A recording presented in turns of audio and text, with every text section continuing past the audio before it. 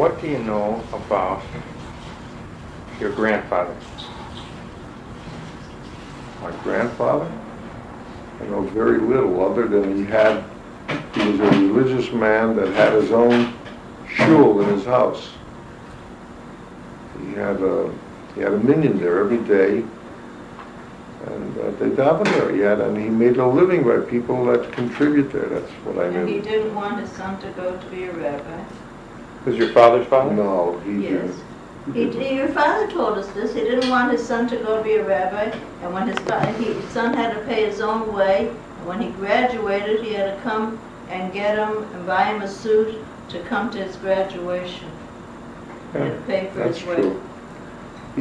He says he thinks of what his children complained with him, that when he got married, he had to pay for his father to bring him, had to go bring him to his wedding.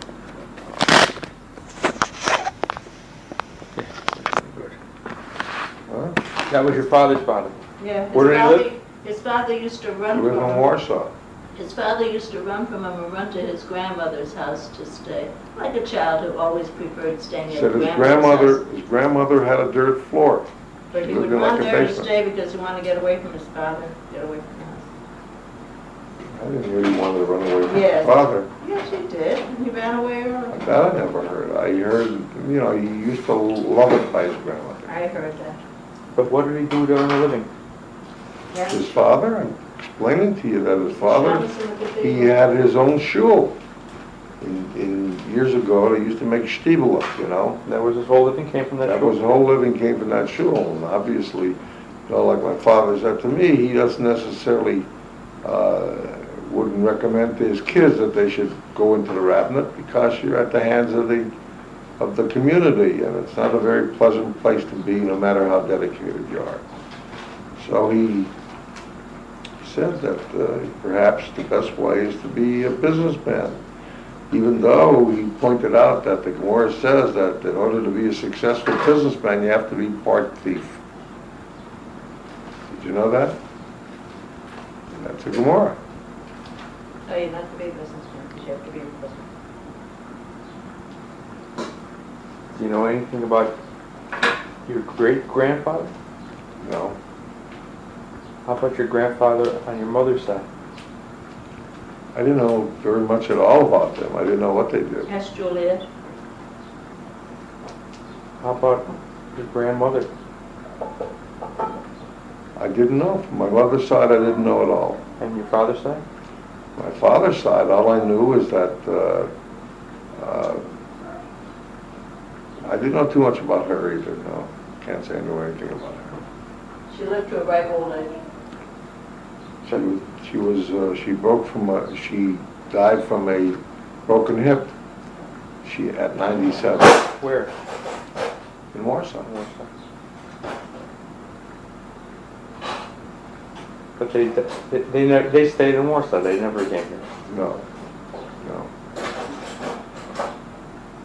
I think that my grandfather was, as far back as I can recollect, he wasn't alive.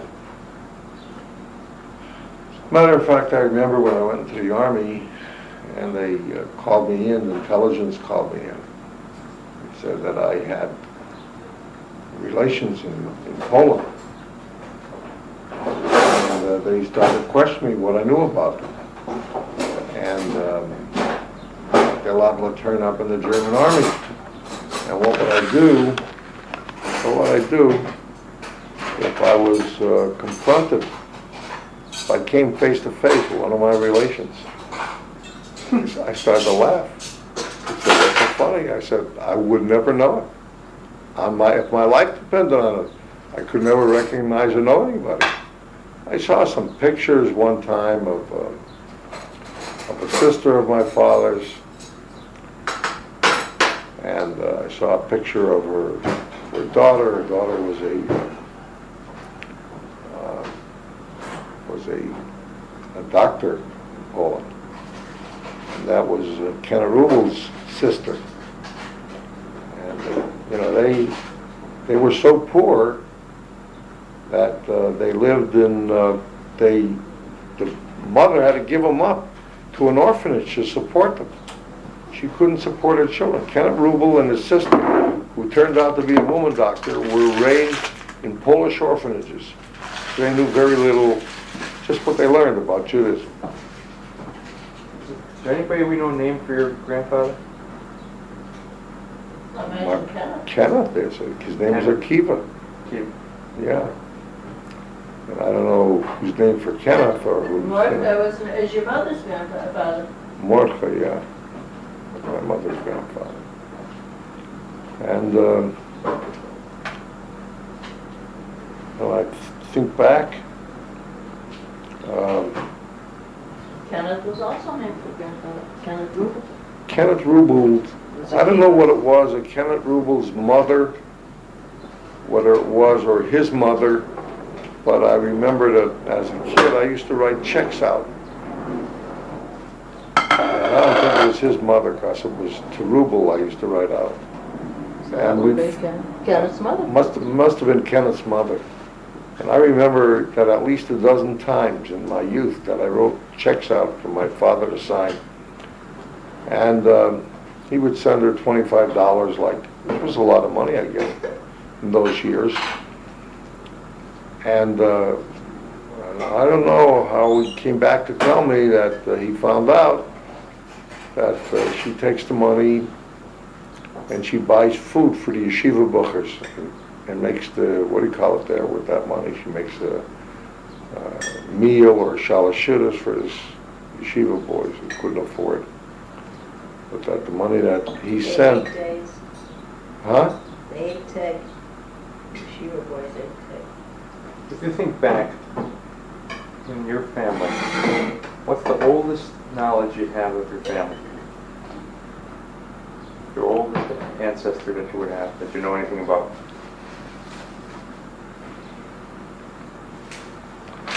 I tell you, the only thing that my father told me about his father, different things, that was That's as my far grandfather, because I didn't have him. We didn't know from him. That's as far back as you know. Yeah. Yeah. And tell me about your father. What kind of life did he have? First in Poland, what kind of life did he have? Well, he graduated the yeshiva very Very young. poor life. Huh? He had a very poor He had a very poor life. He graduated very young, and he used to go to, while he was going to the yeshiva, he used to go to eat teg. And he used to go to people that would feed them, or they would live in the life in the yeshiva was not to believe. He would tell me stories about how he would get a hard roll that was stale. They would get stale bread, and they would boil up soup for all the yeshiva buchers. And what was the soup? He said it was boiling water with a little fat thrown in to give it some taste. And he would take and break a little hole with his finger, make a little hole in the middle of the roll, put the roll in his plate, and pour the soup in it. So it should grow, it would swell up, and that would be a meal. And he related that how they couldn't afford to be able to be kept someplace. So they would take two of the benches and put the benches together and sleep on the bench. In the morning, the guy would come to wake him up. He used to pull the benches apart, and they'd hit the floor. So how old was he when he graduated from yeshiva, do you know? I believe from my understanding, he wasn't 20 yet. And he was very, very bright. And he said to me that he took a job in the shul, which he thought would have been a nice place for him to grow and to retire from. And what happened, he said that he used to make a drusha. He used to learn with his congregation every Saturday afternoon. And he said that they had a big kiddush one time at one of these. I don't know whether it was in the morning or in the evening. I forgot already. But he came to learn that there was a conspiracy amongst the congregation to get him drunk. So each one would come up to him and he said, Rebbe, make a l'chaim to the life of my children, the other one to my grandchildren. And everyone had something like, he said, so how could he refuse them that if he wouldn't drink to them? So he says all he knows that he came to learn that he had 37 drinks the next day, whiskey. And then when they got him drunk, they asked him to give us a Dvar Torah. So he said that he sat there and thought, and he gave him a Dvar Torah that was so deep that only 4 or 5 members of the congregation understood it. He wasn't rambling, he was giving Torah, you know. And these older people in the congregation, one of the older men who understood everything that he was saying, he said it was the tradition that the rabbi would leave the shul first. Nobody would go out before the rabbi. They would follow him and they'd drop off. They'd follow him down the street. He says to this one old man who was so impressed with his Devar Torah, and he was walking, he said, with his hands crossed in front of him. He ran up in front of him and bent down and kissed his hands. He said so it caused him an awful lot of grief because suddenly remarks were being passed off that the rabbis conduct himself like a galach. People kiss him on the hand. He didn't ask for this. He certainly wouldn't want any part of it. But nonetheless, that's how he got trapped into that. And he had so much aggravation, he left the job. Went to look for another job. And he told us the story that Sam Wadinsky was a student of his, and Sam used to learn Gemara with him. And Sam Wadinsky told him that this life that he heard there's a much better life in America. And he was going to the States. He'd like to afford to go to the States, and he said he had some money. And he gave him a couple hundred ruble, which was his almost... Sam Wadinsky gave him the money? No. My father gave Sam Wadinsky money. He loaned him a couple hundred ruble, which was probably the biggest part of his life saving. And Sam came over here to the United States. And then he sent for my father. He sent the money? Yeah. And paid the tickets to bring him here. And he used to, that's why, I don't know if you remember, he used to come once a year. On our anniversary, he used to come to pay homage to his Rebbe. Did your father come alone? He came himself, yes. They were all left behind over there, and he said he would go to see if he could make his way, because Sam told him that he could make a much better living here in the United States, that he can get a shtella and earn himself a decent living, and then he'll be able to afford to bring his family over. Who did he have to bring over? Well, 4 children. the 4 children, and he had a wife then at the time, and while he was here in the first year or so, she died. Over in... How old was he when he came over? I would say he had to be about,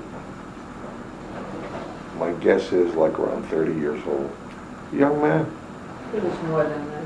Huh? It was more than that. It was a lot older than your mother.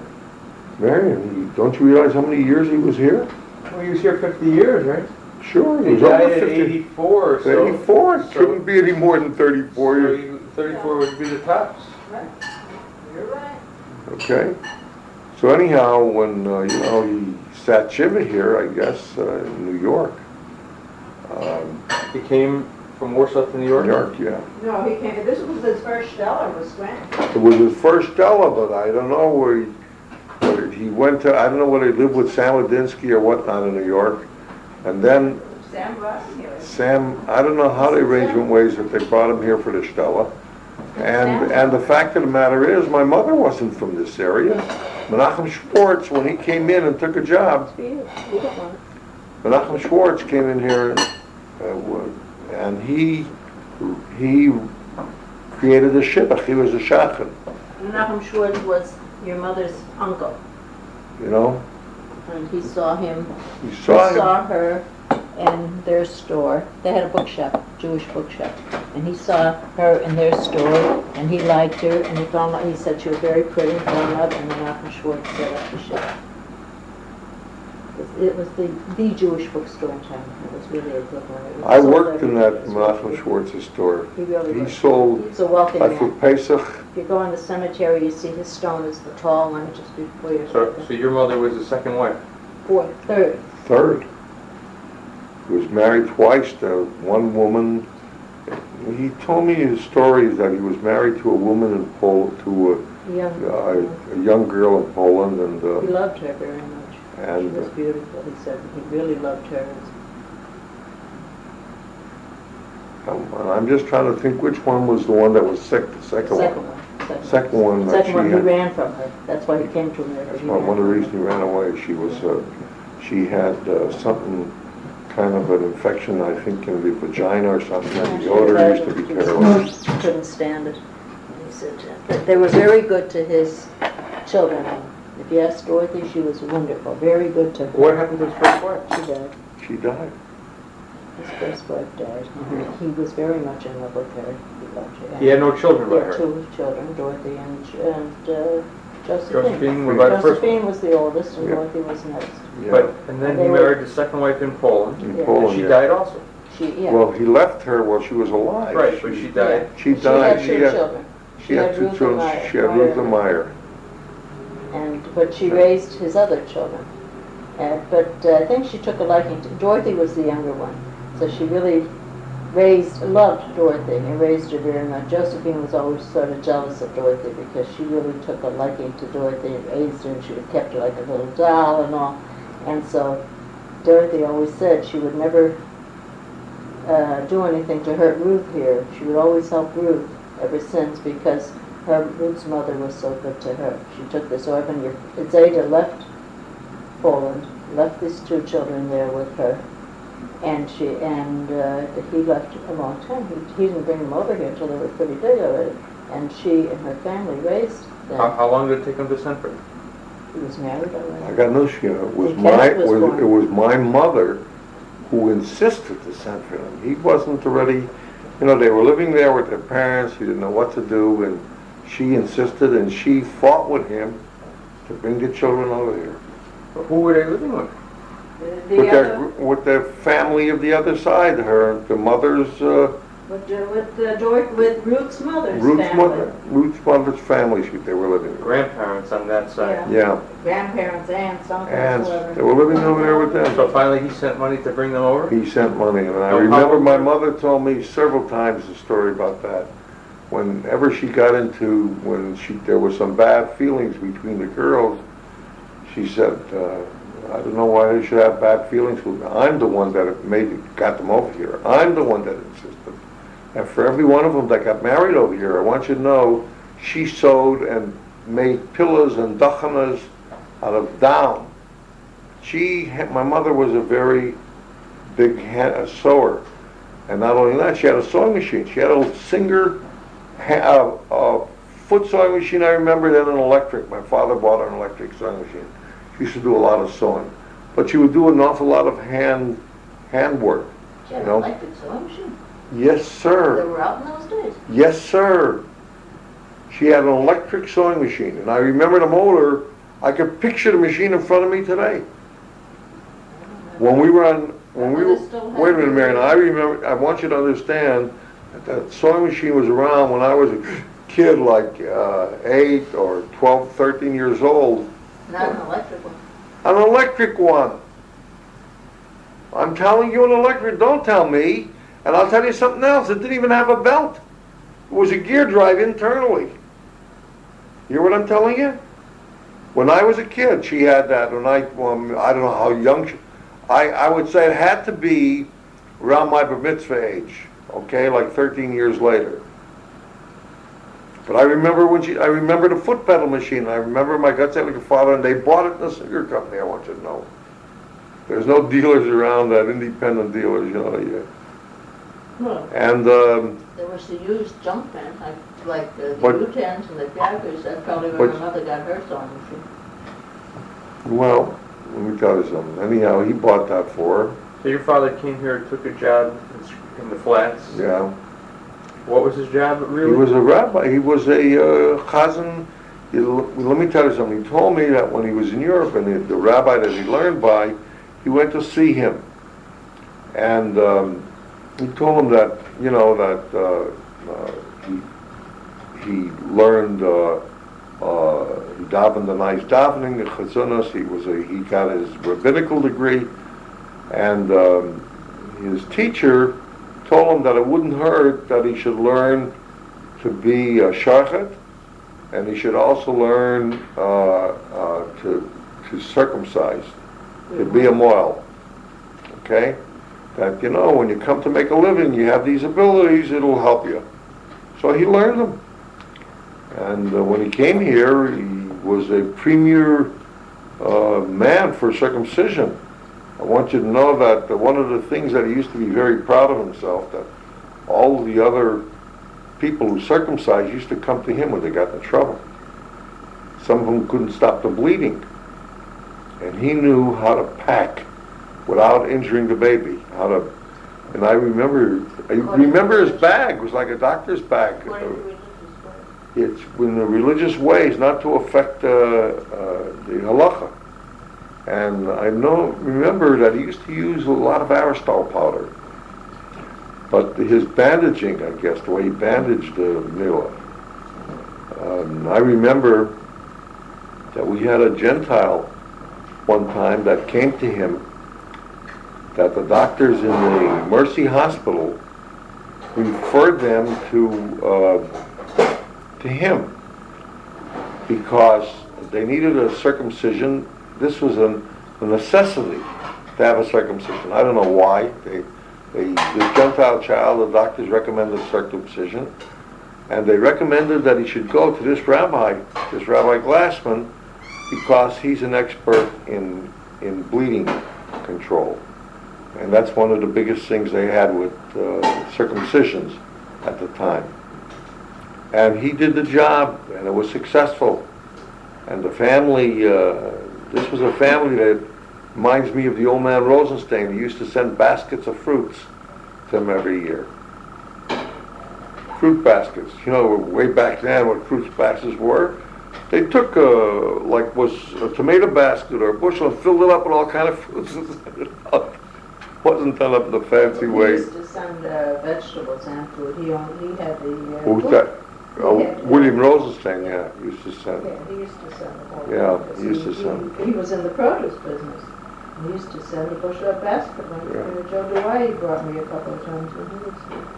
When you saw that guy that you met today coming from shul, you know, I remember that name very much. And he used to talk about them, mention about them, problems. The father used to tell the problems he had with this son and whatnot, and they were like some of his close, how shall I say, acquaintances.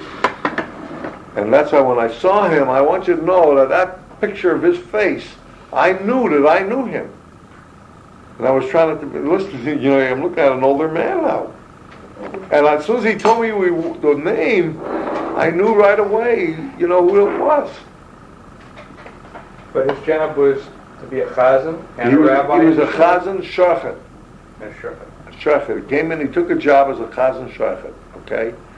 And his shul was the small shul. There was 3 shuls in the flats. There was the Polish shul by the railroad track, and in the middle of the block between that and Washington Avenue, in an alley there, we called it the small shul. And he was in there. He went in that shul. And what happened is that a group, evidently of the wealthier Jews, broke away, and they wanted to build their own shul, and they built the Bnei Israel on Washington Avenue. and they came to my father, they wanted him, he should be their leader. And they offered him more money to improve his life. I don't know how much money they could offer him if he retired at $100 a month. When he retired, was getting $100 a month from the shul. And he was getting money from the Vada Kashrus, which was an organization that all the shachtim would, all the monies that would come in, they would pool the money and they would divide the money up between themselves. And Rabbi Goodman Lavashon was a partner to it, you know, because the shechita was done under his name. So there was a time, I remember when he was yet in Bnei Israel, that there was a battle went on between the shachtim from town and the shachtim from the flats. Okay? And what was happening is that they became aware that the guys in town were getting more money than them out of the deal. And they were doing all the work. They had the multitude of the work. And as a matter of fact, the slaughterhouses were in the flats. One, the Lackawanna beef, Kramer beef, Hoffman beef, I'm telling you, different slaughterhouses. And they were doing all the work, and yet going up to town to work in the steeple up there, and they were getting less money. So they went on strike, they wouldn't give in, and they sent out leaflets, and I remember helping my brother Monty and Kenneth throwing leaflets all around. Chickens were being killed kosher for 5 cents for a nickel. That's when they were getting 10 and 15 cents in town. Okay, so they went, that was their argument, their strike, and they were holding out. They didn't want to be no part. All the money came in, and my father was the rabbi, and they were killing under his hashgacha, under his authority, you know. And subsequently, Rabbi Goodman called him up that he wants to see him, and they're capitulating. That Goodman said that they're right, people from the flats, and you have to see that they get an equal share. So I want you to know that went on for a long time. It was like a couple months, I think, that battle. And he couldn't get them, you know, they wouldn't sit down to anything, and finally Goodman called them in and laid the law down. When, first of all, I think they were starving, because they were giving it away to shechita, you know.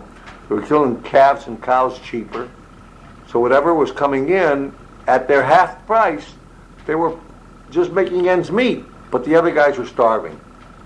Well, how many brothers on the phone? You had 3 guys. There was Krohn. Well, Birnbaum came after Krohn. And there was, just a minute, in the small shul after my father came Birnbach. Birnbach. Oh. Eisenbach, not Birnbach. It was Eisenbach. In fact, his son had a haberdashery store in the corner of Mulberry Street and Penn Avenue. There was a narrow store there. He ran that haberdashery store, I remember later. But he was a short man, a very heavy man, always with a cigarette in his mouth, this Eisenbach. So Eisenbach, Krohn, and my father, they were Krohn had a beautiful voice. He had partners. 5 sons, and they all had beautiful Yeah. voices. Don't you wonder at these prices they paid them, how he ever managed to save any money to do anything? Well, things were a lot cheaper than you could go out and buy a steak for 10 cents. Do you know that they used to give the liver away? Yeah, there were different things I realized that they gave away. They gave it to Calf feet and whatnot. Ever so he saved enough money to bring his kids over. Somehow he bought an apartment house. Well, let me tell you the Bring story. the kids over, it probably cost them $35 each. Let me tell you the story about the apartment house. The apartment house I heard, in fact I related it to him, he started to laugh and said it's true.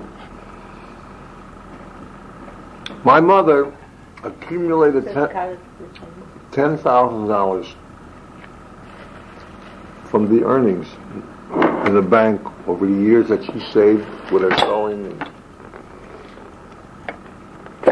So what happened, and you know who told me the story, and you probably could hear it if you want to hear it today from one of the Glassman boys, because they knew about it. Henry Gottesman had, you know who Gottesman's butcher was on Mulberry Street? He came down the flats and he told my father that the word is around that he's accumulated some money and that he wants him to take the money right now and invest it as a property in the corner of Gibson and Harrison. I said, why is it so important that I should invest it? He said, because I want you to know you're going to have a visitor next week. He says, Rabbi Pavel Mendelovich is coming down to see you. I want you to put the money in the yeshiva in New York. And you know what will happen to your money? You kiss her goodbye. Yeah? So I listened to Henry Gottesman. He took him in on the invest it yourself so that you don't give it away. That's right. So you won't have the money to give him. So he went quick and made his deal. He bought this property on the corner of Gibson and Harrison. And that's how he comes to become in the real estate business. He had no idea to get it. He had knew nothing about it. I used to go with my mother as a kid to go collect the rent. You know, and they dealt with respect with her. And, you know, I remember different guys. There was trying to think of the name of this guy. He was one of the top men of the IRS. He lived in our house in the corner of Gibson and Harrison. And my father used to go to him every year to make out his income tax. We asked him what his income, what his earnings are, and he'd take care of it for himself. Never had a question from the IRS, you know. Told me that he was in town. Coming down from Glassman Avenue, he ran into one of the members of his shul, and he introduced him to a man that we thought was a good deal, that he can't afford it, but maybe he could, that maybe Rabbi Glassman could afford it. What did he have? The guy had shown him a box of diamonds. He was a jeweler, and he had gave him a story that his wife is very ill, and he has to. The only thing he can do, he has to raise money, and he's selling off his inventory. But my father was never a businessman. What did he know about that a man, if he's going to give it so cheap, why doesn't he offer it to a jeweler? This didn't occur to him. He felt that man's offering it. So he said to the man, how do I know these diamonds are any good? So what do you want for them? You want for $2,000, I think it was. What am I talking about? $500. $500 you wanted. So he said to him, how do I know that these are any good? So the guy said, well, if I were you, I'd take them to a jeweler who you trust. So he went into Engel. He used to have a store on Glassman Avenue. And asked him what he thought of the diamonds. What are they worth? Engel gave him such a high price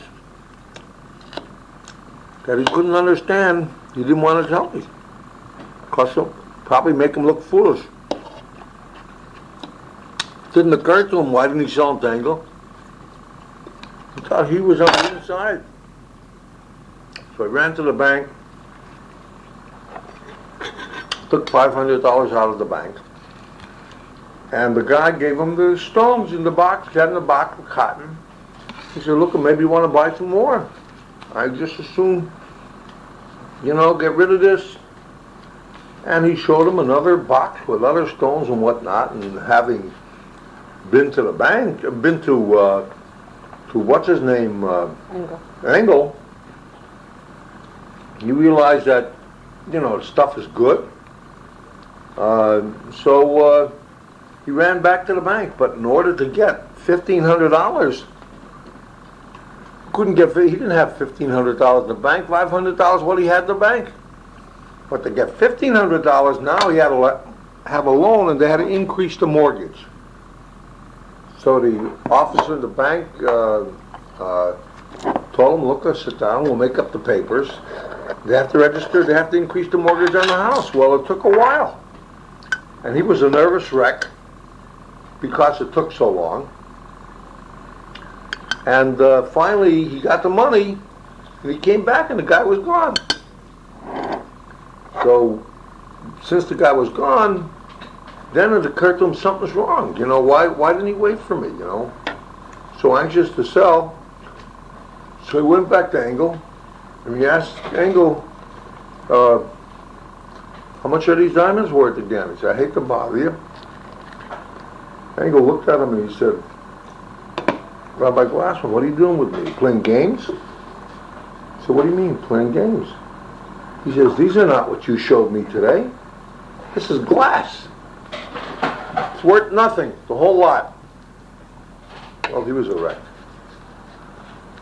And I remember my mother, But he was happy that he didn't invest anything. that in fact he realized what he saved, how deep it could have been. And my mother used to rib him. That's what you get for not telling your wife.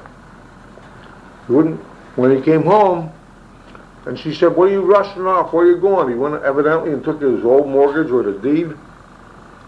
And he says, it's not for you to know. It's not important for you to know. How old was he then?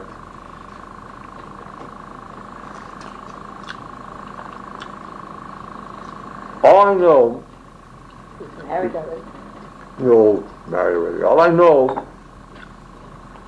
when I was in the 7th grade in public school, I wrote a composition on it, My Father's Diamonds. They asked me to write about something, you know? My mother used to rib me about it, so I wrote a composition on that. Have But- some more.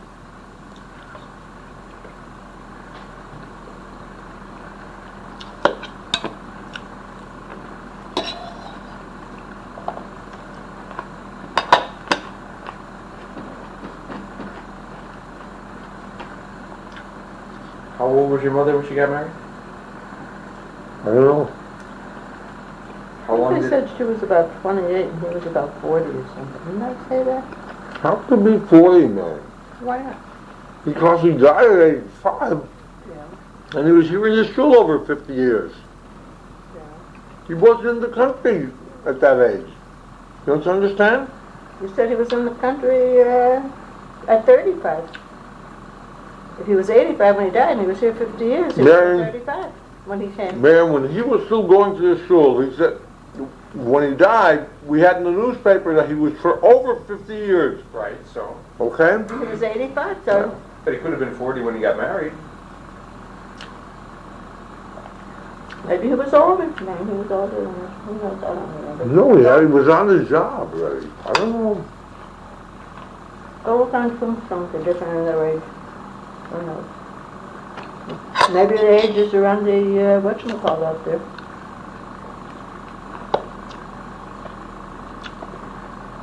On our family tree, at the ages. I know he was a lot older than she. She died young. She died, she was 50 years old. My mother. My mother died Leukemia. from leukemia. However, she'd been suffering from arthritis very seriously for several years. To a degree, they had her arm in a cast for 3 months. So affected her in the shoulder. She wasn't a very well woman. She was a really sick woman. Juliet told us that when children were born, she would come out to help her, and then she wasn't too capable for herself. Juliet was about the same age as his mother. No. I went out when I was bar mitzvah. I went to Yeshiva, the Hebrew Torah Das in New York. They sent me there. And Must be more than your bar mitzvah. 'Cause when you came, you were only out there. How long were you out there? 2 years. Yeah, and when you came back, you never went back to school. So, What are you talking about? You said you never went back when you came back. Kenneth came back and went back. Monty came back and went back to high school, graduated high school. You didn't. I went back. No. Yeah, you said you never went back to school once you came home.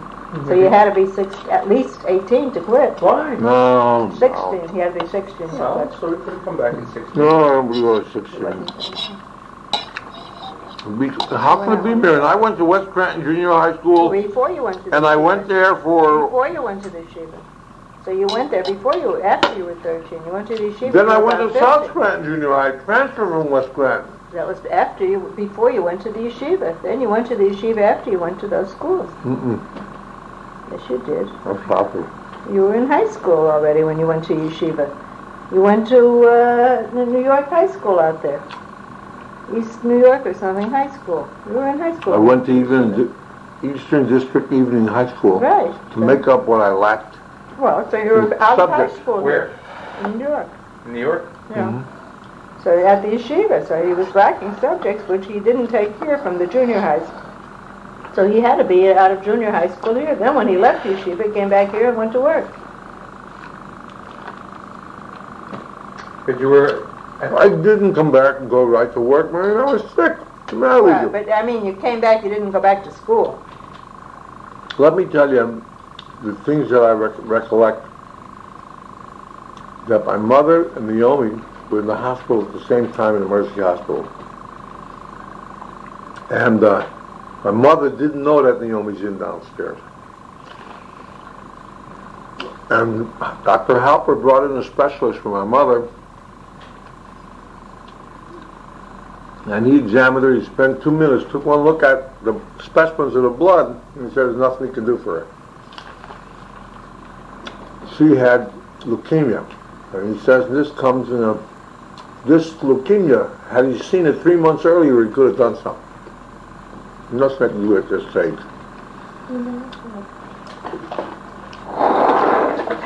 I remember. You were about 17 because I used to see you in the Dr. Albert's office. You and Irving Barnett. Two skinny things I used to play around. I didn't know who you were, but I remember you there. So that was in 1940, 39, 40. That was when you came back. Right when your mother died. And while my father was like going out of his mind, he'd walk up and down the hall.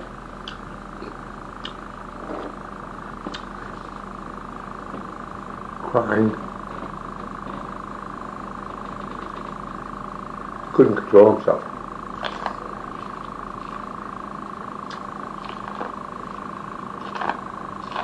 They said,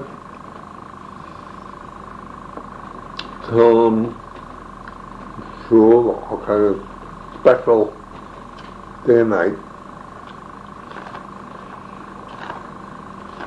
And then Naomi comes down sick.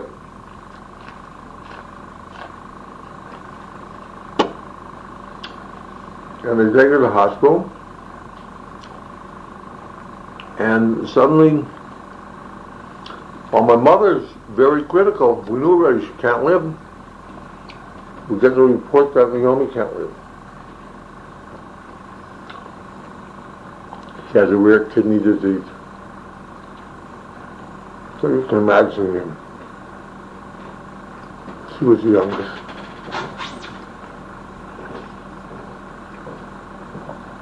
So,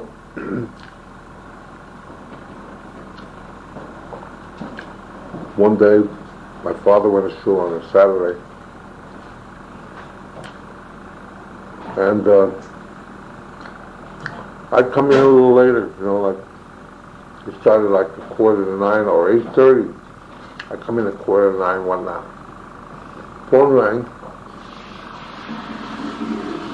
I answered the phone, and who's on the phone but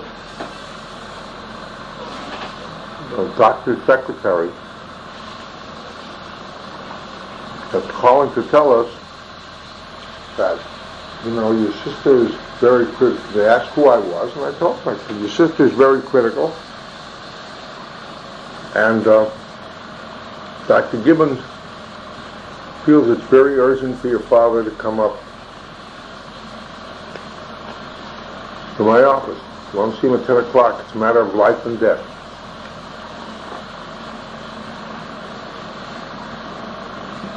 When the show, he was waiting.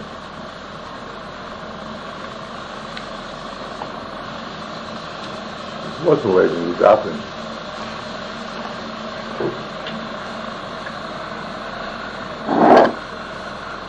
There's nobody else to Wayne. So he said to Wayne, he finished the wedding, he ran out of school with me. Right after the wedding, we walked up the hill, went to the Connell building. One of the things I can't remember, it seems to me that he was up like on the 6th or the 7th floor, that we probably had to take the elevator. I don't believe my father ever rode an elevator in his life. And we sat down with this guy. It was on Shabbos. Mm-hmm. Probably walked the steps if I know you brother. Brother used to run up and down that hill like now. Those days you probably I think you're right now. I think she's right. I think I had her up the step for her. Wasn't nothing in those days to run up 6 flights of steps. Anyhow, There were no we elevators. went into this guy, and this guy said that your daughter has a rare kidney disease. He explained to us how the ureter is running through the kidney, that if you've ever seen these things that you pieces of woven corn that they would make it out of, put the finger into each end and you pull it and you can't get them out, but you had to collapse it to take it out, so it would get thinner in the middle. Well, that's what happened to her kidneys. They're blocked and urine is backing up. And all the doctors of the Mercy Hospital staff have already conceded that she can't live. However, I've seen an operation in Chicago. I've witnessed it. I've never done it. But I know I could do it. Now, Dr. Halford, he wants to rush her to Philadelphia. He says there's nobody in Philadelphia that can handle that. He said the temperature out there and the snow, the highways are snowbound, she'll never make it alive to Philadelphia. What I would like to do is to perform the operation, but I need your consent. Because they threatened me if I undertook it without your consent, they'll charge me with manslaughter. Have consent anyway. You have to have consent. Well, back then they weren't as formal, So, specifically, since the attending doctor was not in total disagreement with this guy, that was Halpert, and by the way, you know who else? Stephen Rosenthal. He was against it. So, the father turns to me and says, "What should we do?" I said, "What should you do? Do we have an alternative?" "You don't have any alternative. I think you have to go with this man, whether you like it or not." Told me he wouldn't sign on Shabbos. But Saturday night, they should have the papers ready, he'll sign. Shabbos was over early in those days. It was January. It's home. They had the papers for him at Mercy Hospital. So my mother was still there.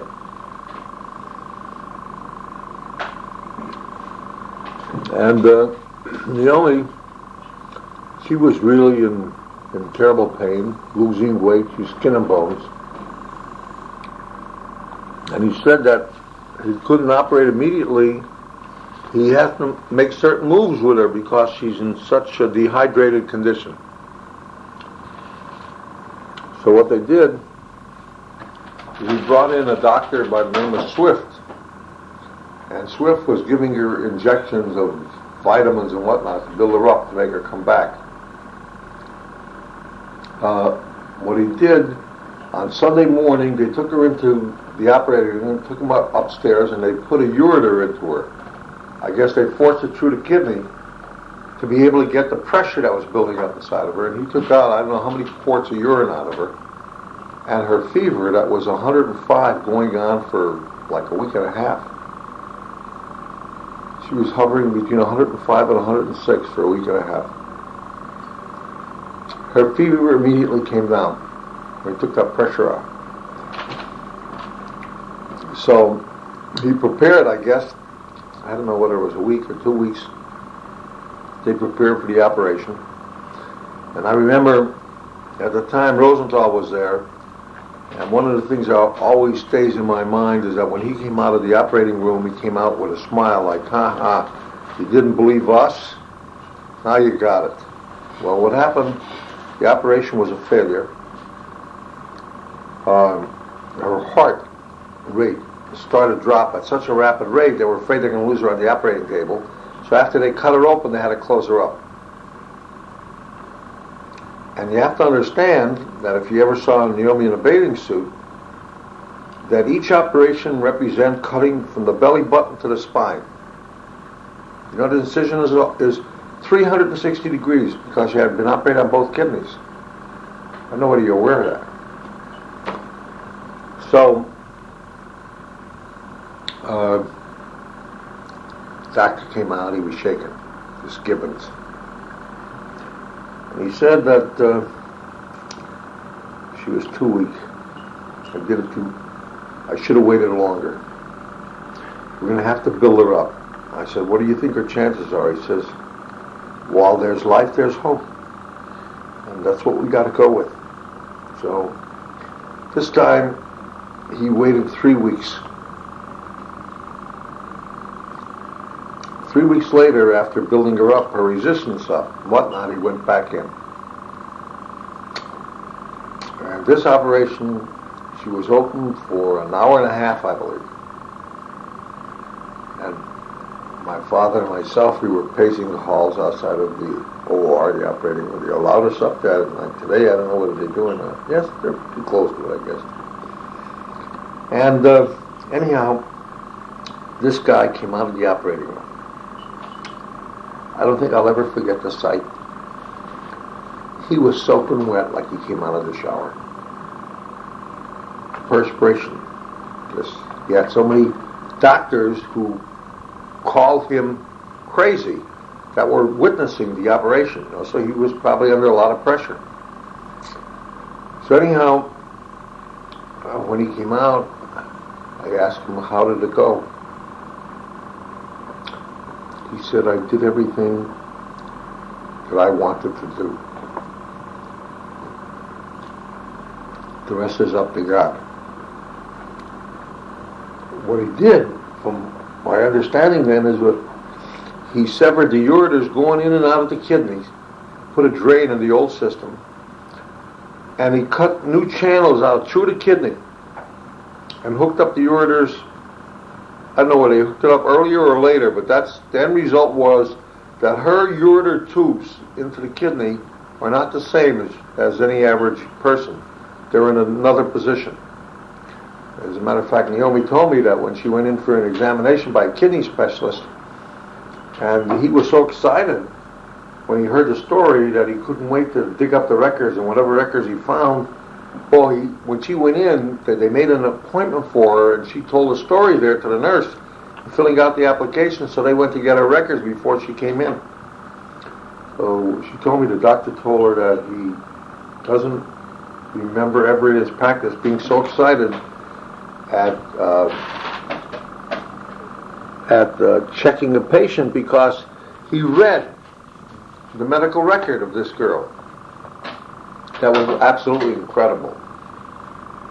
Well, let me tell you, all I know is I remember when I came back in after the operation, they had equipment over her like I haven't seen today.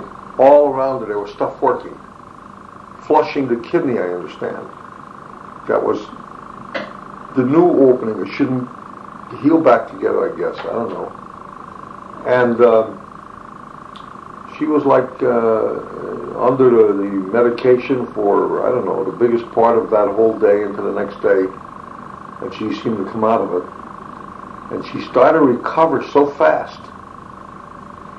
The doctor told us that if he operated on one kidney, he could only do one kidney at a time. And he took the best kidney, so that in case the other kidney is no good, he'll be able to remove it. She can live with one kidney, you know? So, I think it was 5 weeks later,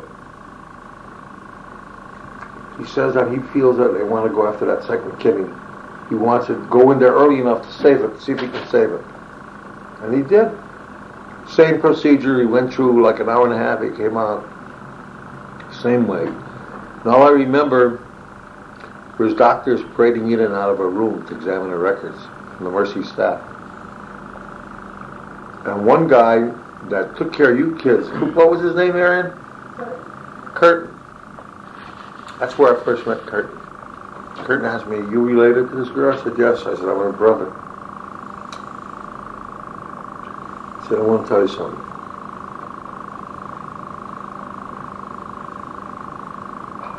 What's happened here is an absolute miracle."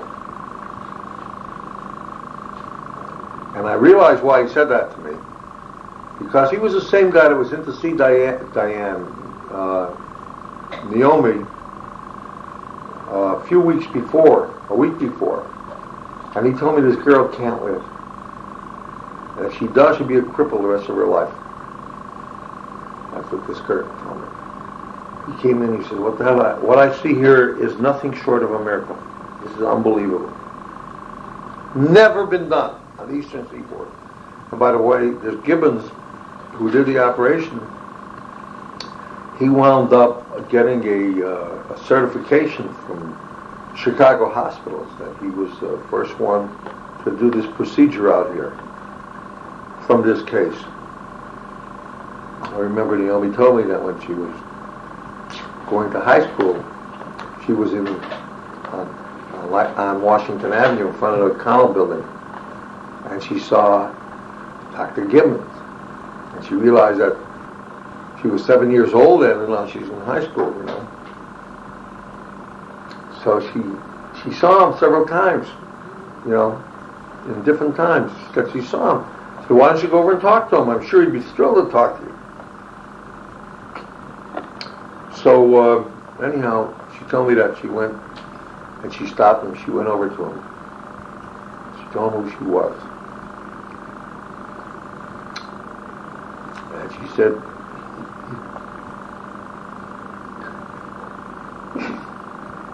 he grabbed her and he said he spun her around.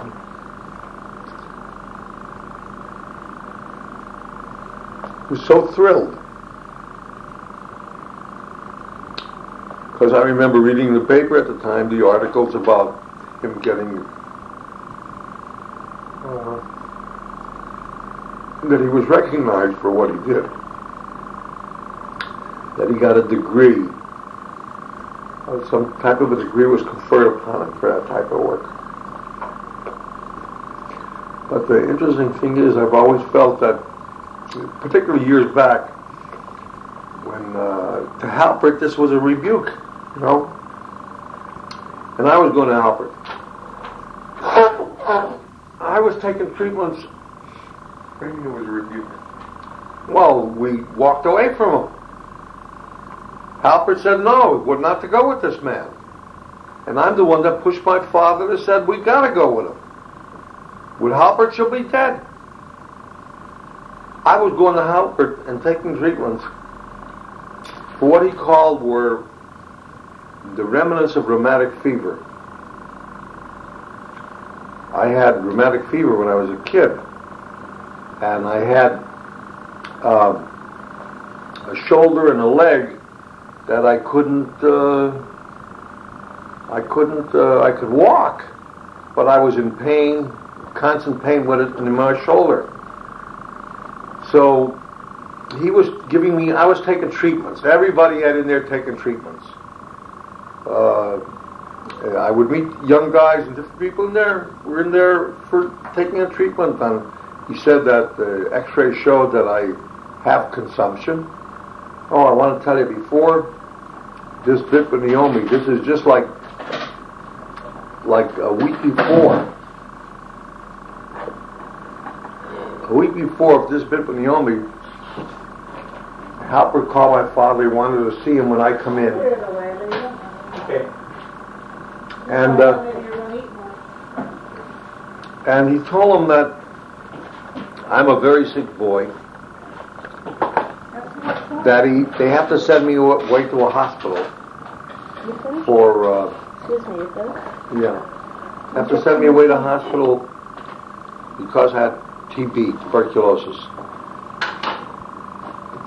I used to see him in Albert's office. And they were giving me treatments on the chest, you know. So,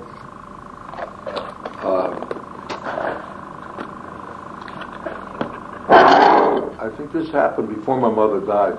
Well, the explosion was the week before or two before this all happened.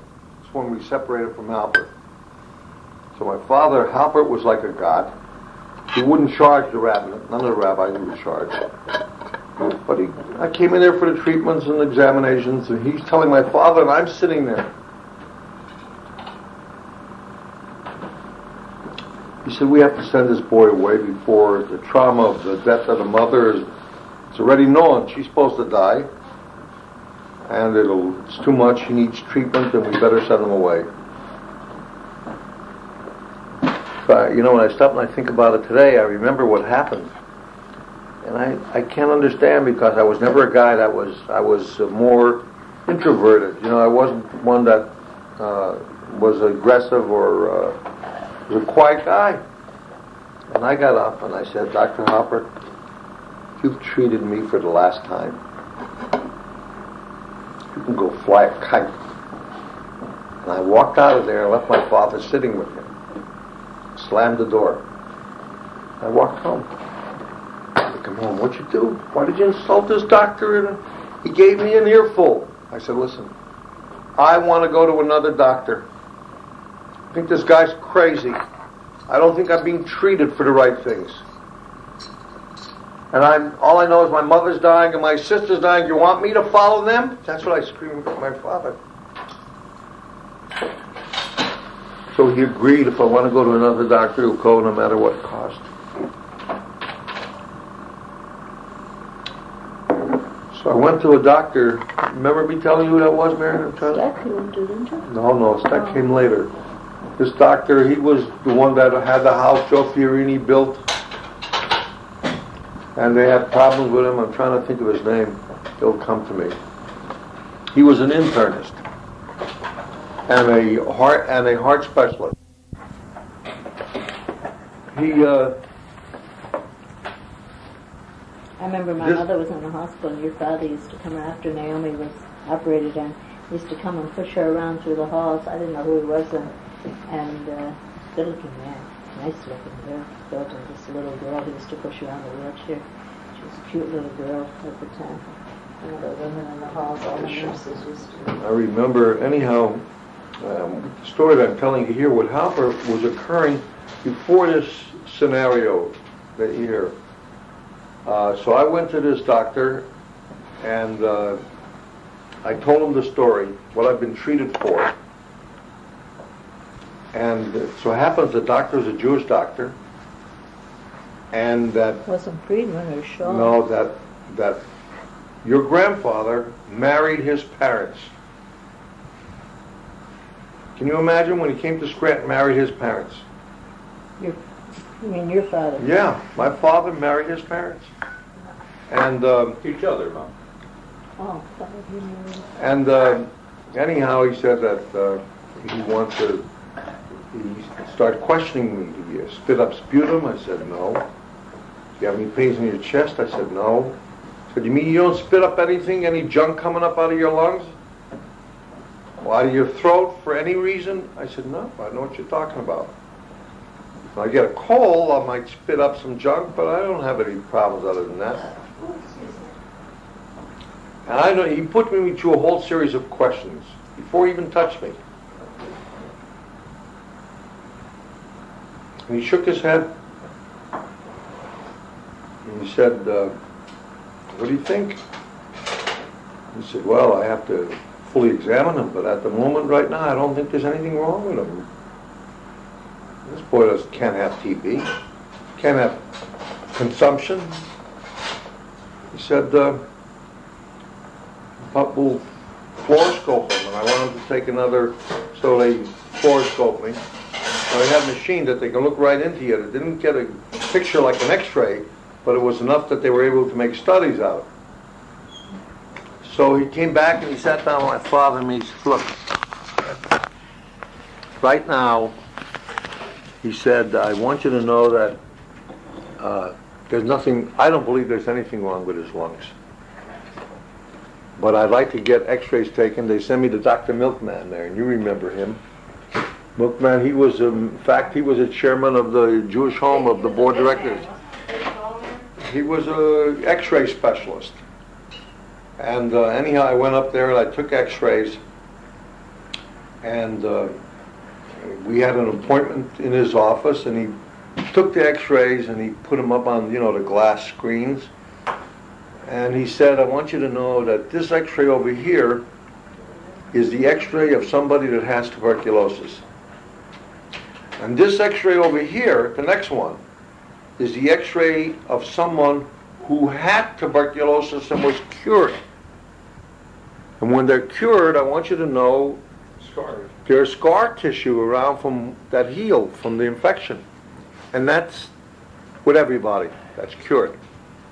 He said, and here's a lung, he says, that doesn't have anything in it, no trace of it. He says, that's your son's lungs. He said, I'd appreciate if you would keep this confidential. I don't want to make references or badmouth another doctor, but there's a complete ridiculous position that's regarding his lungs. And I feel that the condition that he has in his arm and his leg, that any general practitioner can handle it. And I suggest you go see another doctor. I told him, how about Michael Steck in the Flats? He said, he's a good man, Mike Steck. I certainly would use him. So we thanked him. I went to Steck. I told Steck the whole story here. Okay? Steck listens to the story, and he says, okay. He said, I'm going to give you a medication, and I want you to come back when you're finished with the medication. He didn't have appointments set up here now. He was open in his office until like 9 o'clock, 9:30 at night. You know, come into the office when you're finished. So for the first time in several years, the pain left the shoulder completely, but the leg got twice as bad. And I went in to see him, and I told him what happened. He said, okay. He said, he took me into his treatment room, and he pulled my pants leg up and wrapped it tight around my leg, and rolled towels all around me, and put me in between two pieces of rubber equipment and hooked up the wire. And I'll tell you, I thought they cooked that leg. And I was soaking wet, you know, my perspiration from the heat. He said, I want you to go out in the waiting room, and I don't want you to leave, and I want you to go out for at least a half hour. I want you to go back to see Herman Brown and refill that prescription. Herman Brown was next door to him, Brown's pharmacy. I just heard the other day, someone told me Herman's still alive. That he's got to be, my God, Herman, if he isn't 90s, he's in his late 80s. Because he was, huh? Joe Goodman was telling me that he met Herman, but he looks just the same. Told me. Must have looked awful. No, he wasn't, you know, I don't remember as an old man. I remember a man who looked to be like his 30s, 40s range in that, you know. He didn't look younger than we does now. Sorry. Well, did you know him? Yeah, when I got married. Oh, but you came to recognize them later. Well, anyhow, I went in, I took that medication, and I'm trying to think, did this occur after my mother died? It was always around that period. All I know is that that second bottle of medicine told me that if it didn't go away, he wants to see me. Otherwise, not to bother. He doesn't think that he'll need to see me. This is sick. I went through, I said, gee, I didn't bring any money with me. Don't you worry about the money. Let's concern ourselves with what you have here. I mean, that's the way they were then, you know, these guys. They were dedicated to people's lives, the way I remember. And all I know, that thing went away, never to come back. The arm of the shoulder. I suffered for 2 years, taking treatments on my chest. I don't know how some guys could get lost. You know, if he was a guy like today that was making money, I could understand it. But I was going as a free case. You know what I'm telling you? Now, I know what they were like. His waiting room filled. Sounds But- like it was worth the price. Huh? Prestige, Aaron. Looks like he was worth the price. Who? What's his name? Harper. Halpert. He was worth the price. Halpert. H-A-L-P-E-R-T. Halpert, yeah. Yeah, he was worth the price. He was worth nothing. That's right. Anyhow, so Halbert was mad at me. I remember, yeah, it was before Naomi's operations. All I remember is that after the second operation, this Dr. Gibbons he came down from the operating room. I guess he washed up. He went in to see that everything's in order, what they're doing around there. This was like several hours later, you know, and she's coming up out of the ether. So he said, came out into the hall and he said, "Who's Adi?" That was my nickname. They called me Adi. "Who's Adi?" I said, "I'm Adi." He says, "Your sister's calling for you."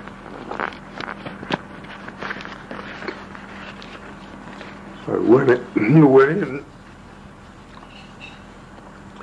and she was coming out of it, you know. And I held her hand and I said, "Look, this is the third operation now. You have to understand. She went through the first one was a failure, second one was a success, and the third one, the doctor told me he feels they're saving the kidney. He feels satisfied that that kidney will survive it." And she said, "How much of this can I take?" I said, "I promise you, it's all over. It's the last." And by the way, she was recovering from the second kidney when my mother died. She never knew. She knew my mother was in the hospital. My mother didn't know she was in the hospital. And then we sat Shiva. We weren't up there all week long. So people from the flats were covering for us to make sure that Naomi had company. And she's asking where her brother is, where her sister is, where's her father, you know, where's her family. And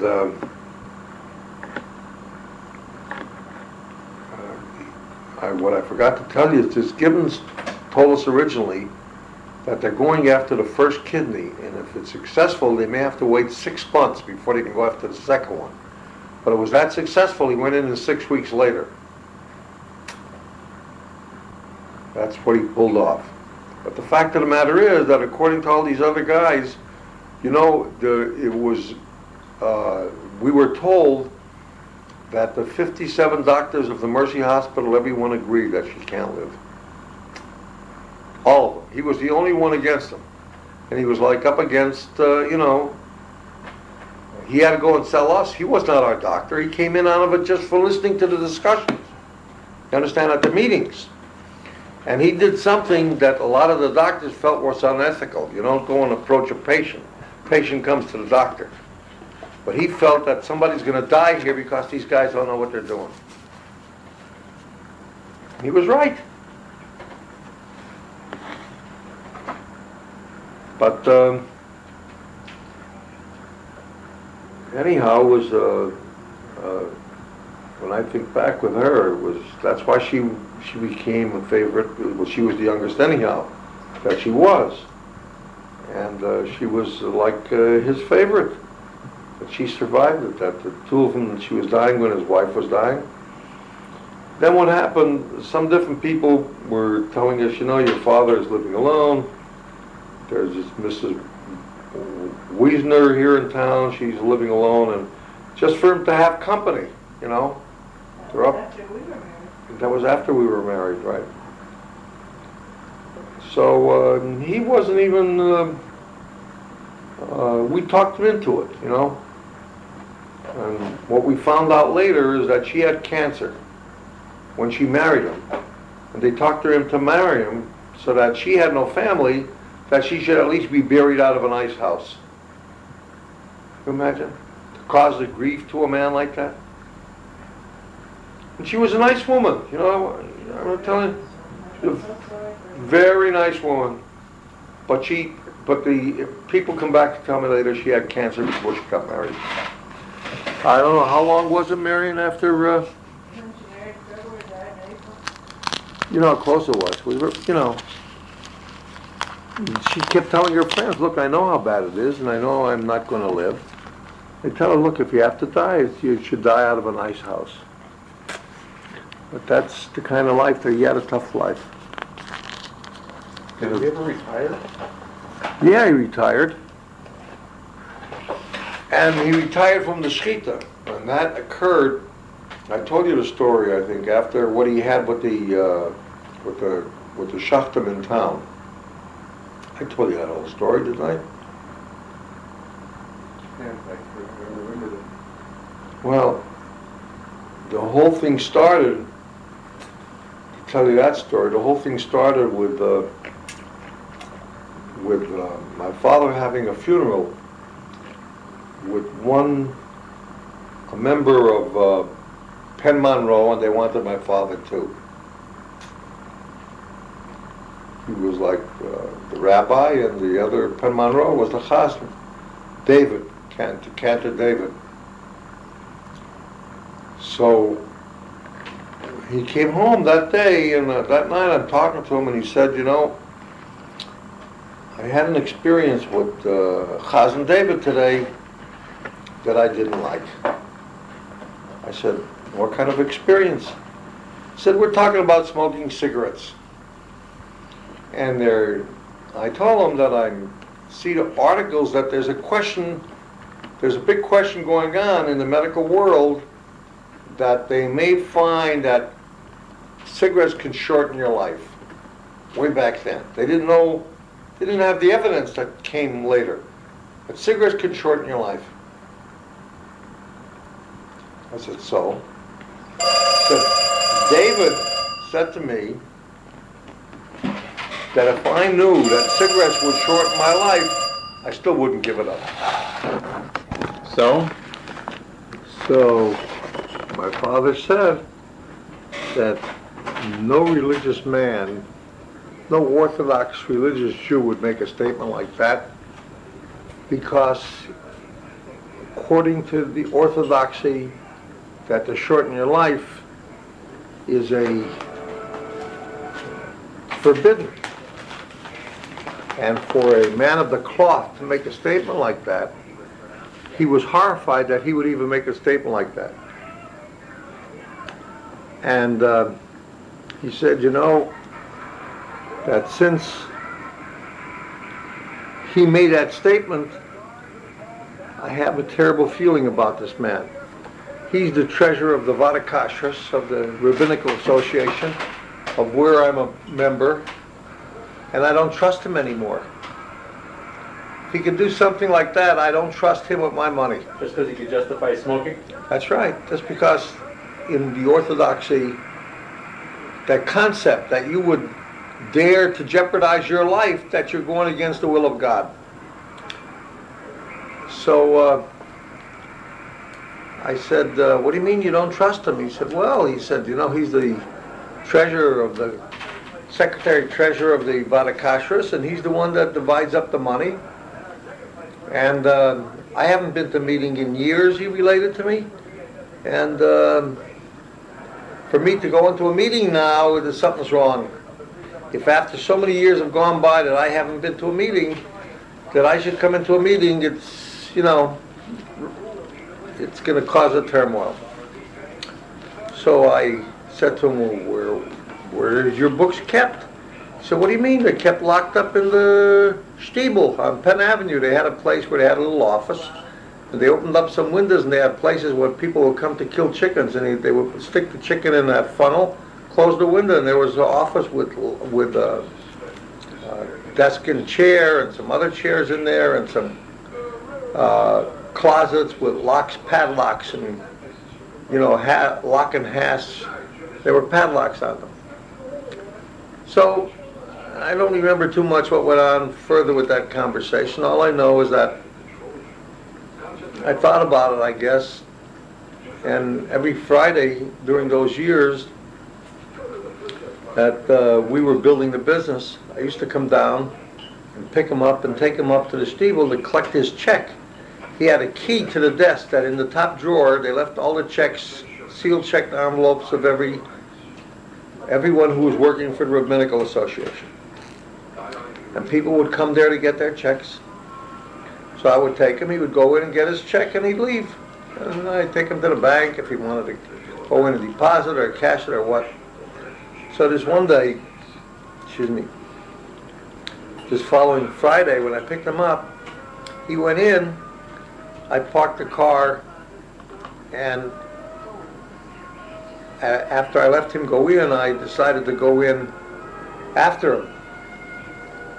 So I went in, he took a look up and he said, "Was tust du? What are you doing here?" I said, "I just wanted to see how they keep it locked up, their books, you told me." He says, "Listen, you're not going to break any locks." In Yiddish he said, "Kein Schloss, das du nicht zerbrechen du." I said, "No, Pa, ich will nur sehen, I just wanted to see." So I take a look at the locks, and the locks were made by Cole. And Cole was an old lock maker and filing cabinet company. So I took down the numbers. I wrote down, he didn't notice that I wrote down the numbers of the locks of both cabinets. And I left. And the following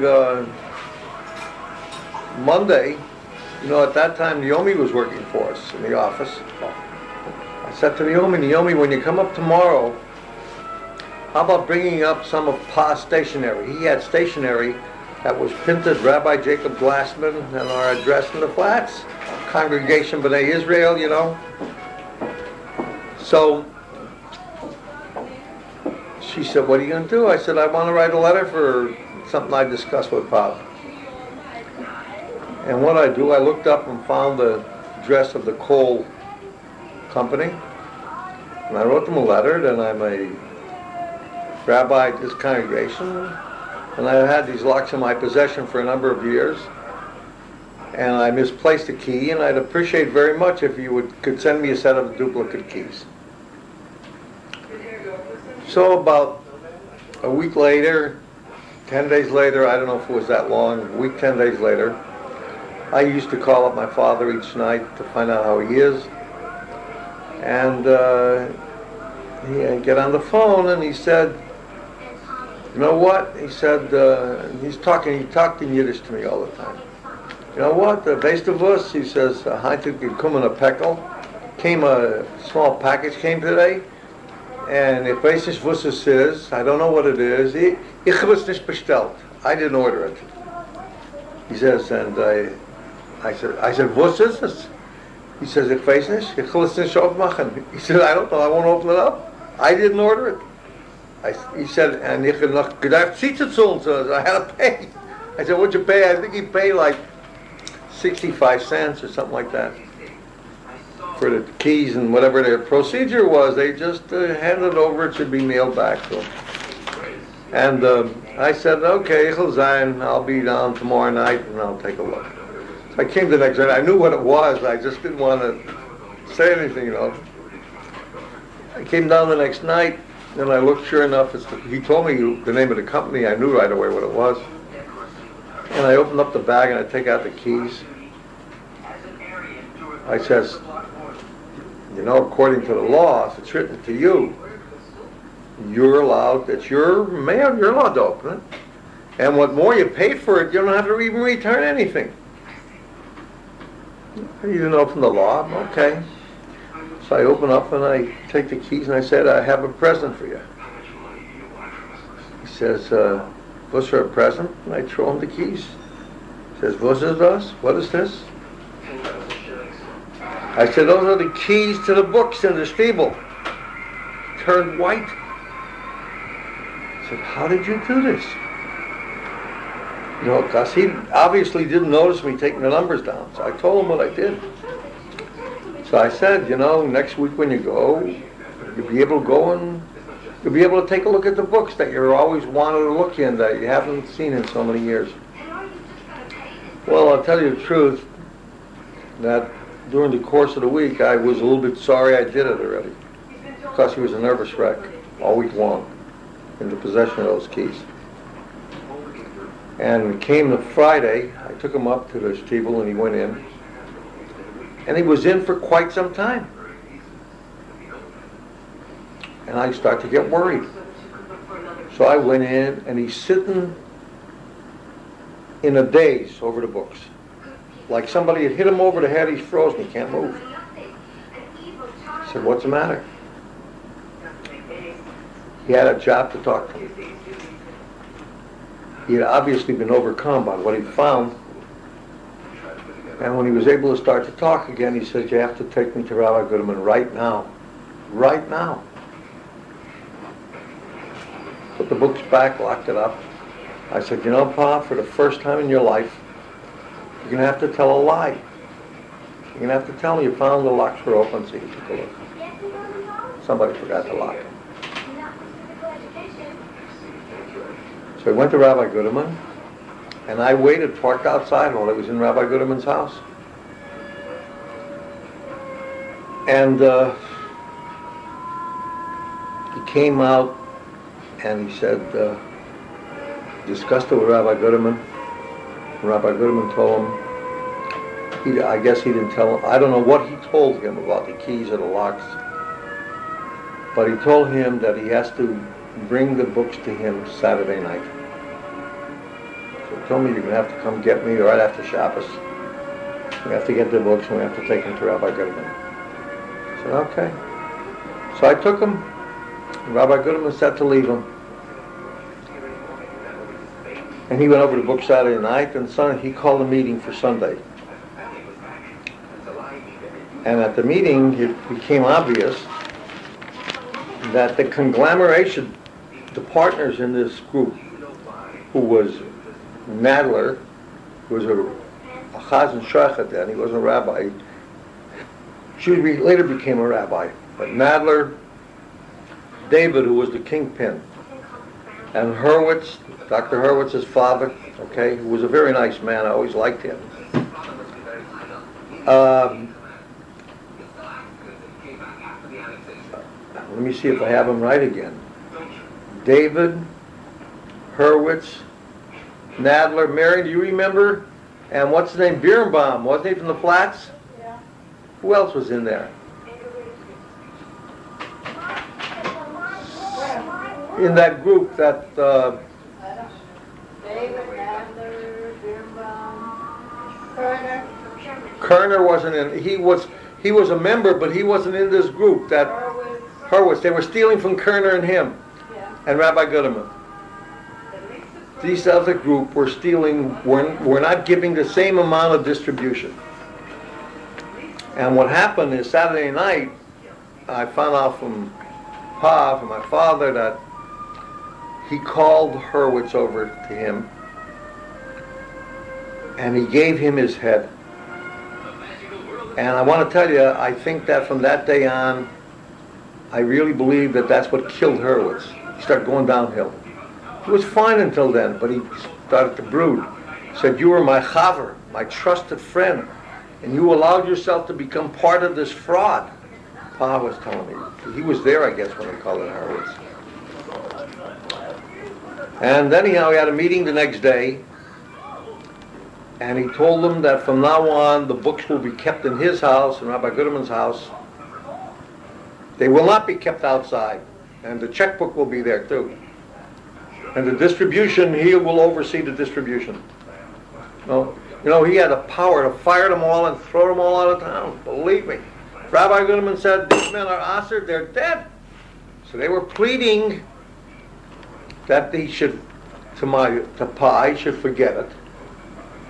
And that they're sorry it happened. They had, you know, they gave all kind of excuses. They had big expenses, blah, blah, blah, blah, blah. And Horowitz sat quiet during the whole thing, but David was the one carrying the whole bit.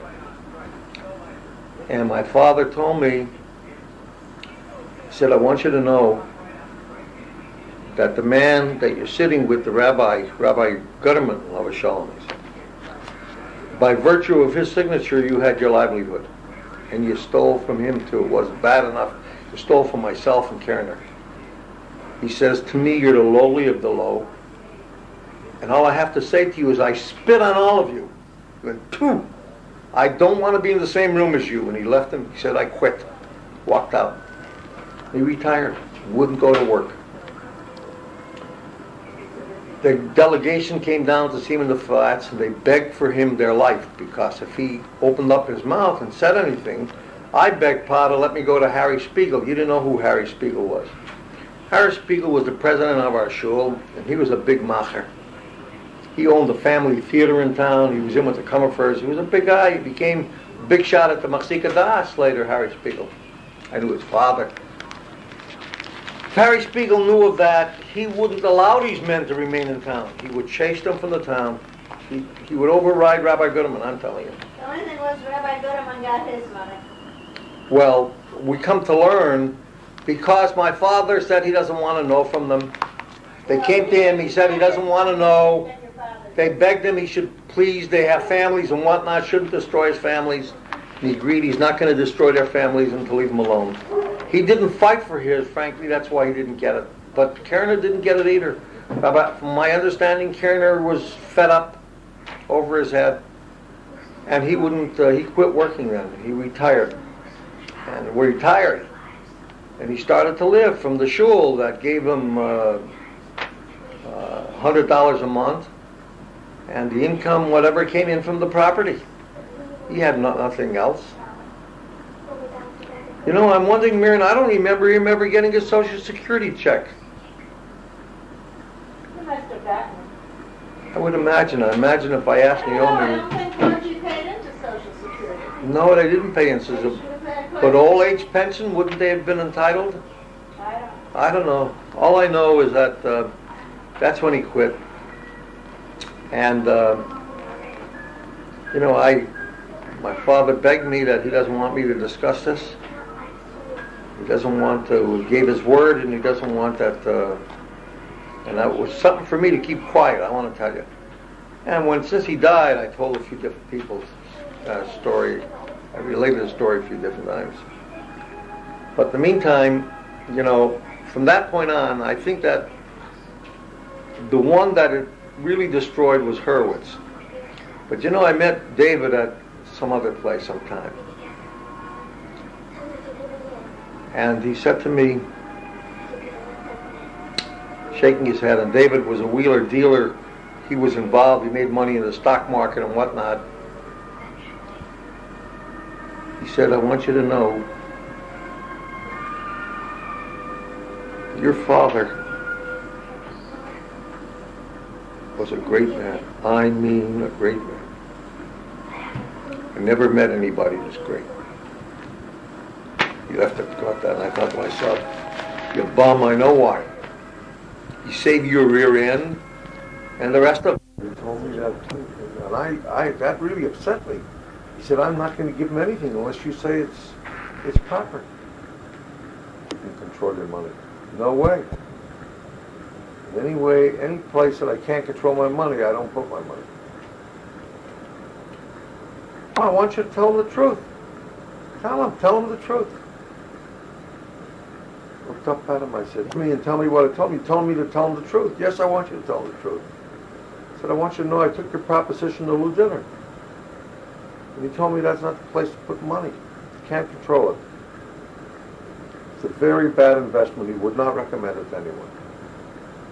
So all of a sudden the silence fell over the kitchen. He was sitting in the kitchen.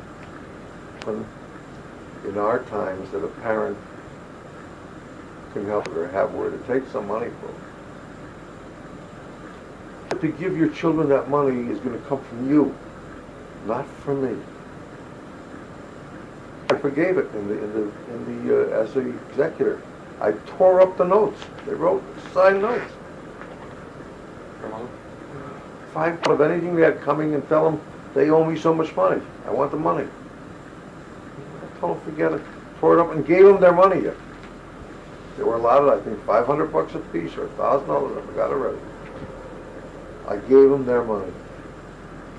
And still, you know, I heard the remark come back to rich Glassmans that I had to go and borrow money to be able to pay off my father's will because I didn't want his will diminished.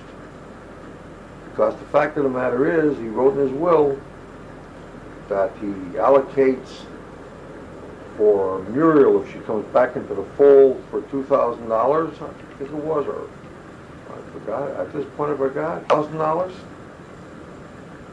And he gave Rabbi Goodman the authority to take $2,000 for charity and distribute at his preference.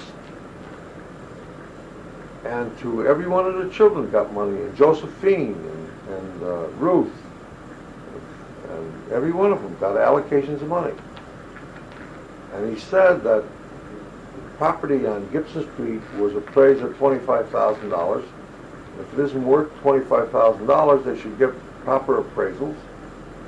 Then the proportionately reduced. I want you to know Manny Last highest degree of ethics, and I want you to know he really was. And I didn't know him as well as Pa did, but I came to learn him in after years to have a lot of respect for this man. I always felt I was privileged that I sat on. Manny Laster went out and got appraisal on the properties, and he found out that the highest appraisal he could get, the highest value was offers for the property, real values. And he came back to me and told me he's going to cut them all in half. The allocations all in half. I said, "You are not. I'm the executor of the will, and I'm telling you the way it's going to be. You're going to pay it all out just the way my father said." He said, "What are you going to do for money?" I said, "I'll borrow money." He said, "You think anyone's ever going to believe you?" I said, "No. It's not important whether they believe me. What's important is what I know. I don't give a damn whether they believe me or not." I do. I went to my father-in-law, and I gave him a proposition because they didn't have enough money to retire. I said, "You know, I have a property. The property returns $1,000 a year. You don't have to take care of it. I'll take care of it till you have all the income. And I would like to give you that property for life if you'll give me $14,000 I need to pay off the will. Otherwise, I got to go to the bank. I'll get it from the bank with no sweats. I'll pay a mortgage off." So, I don't know, give them a life estate in the property. That so long as they live, they have that income coming in. $14,000 to it. He said, "Let me ask you something.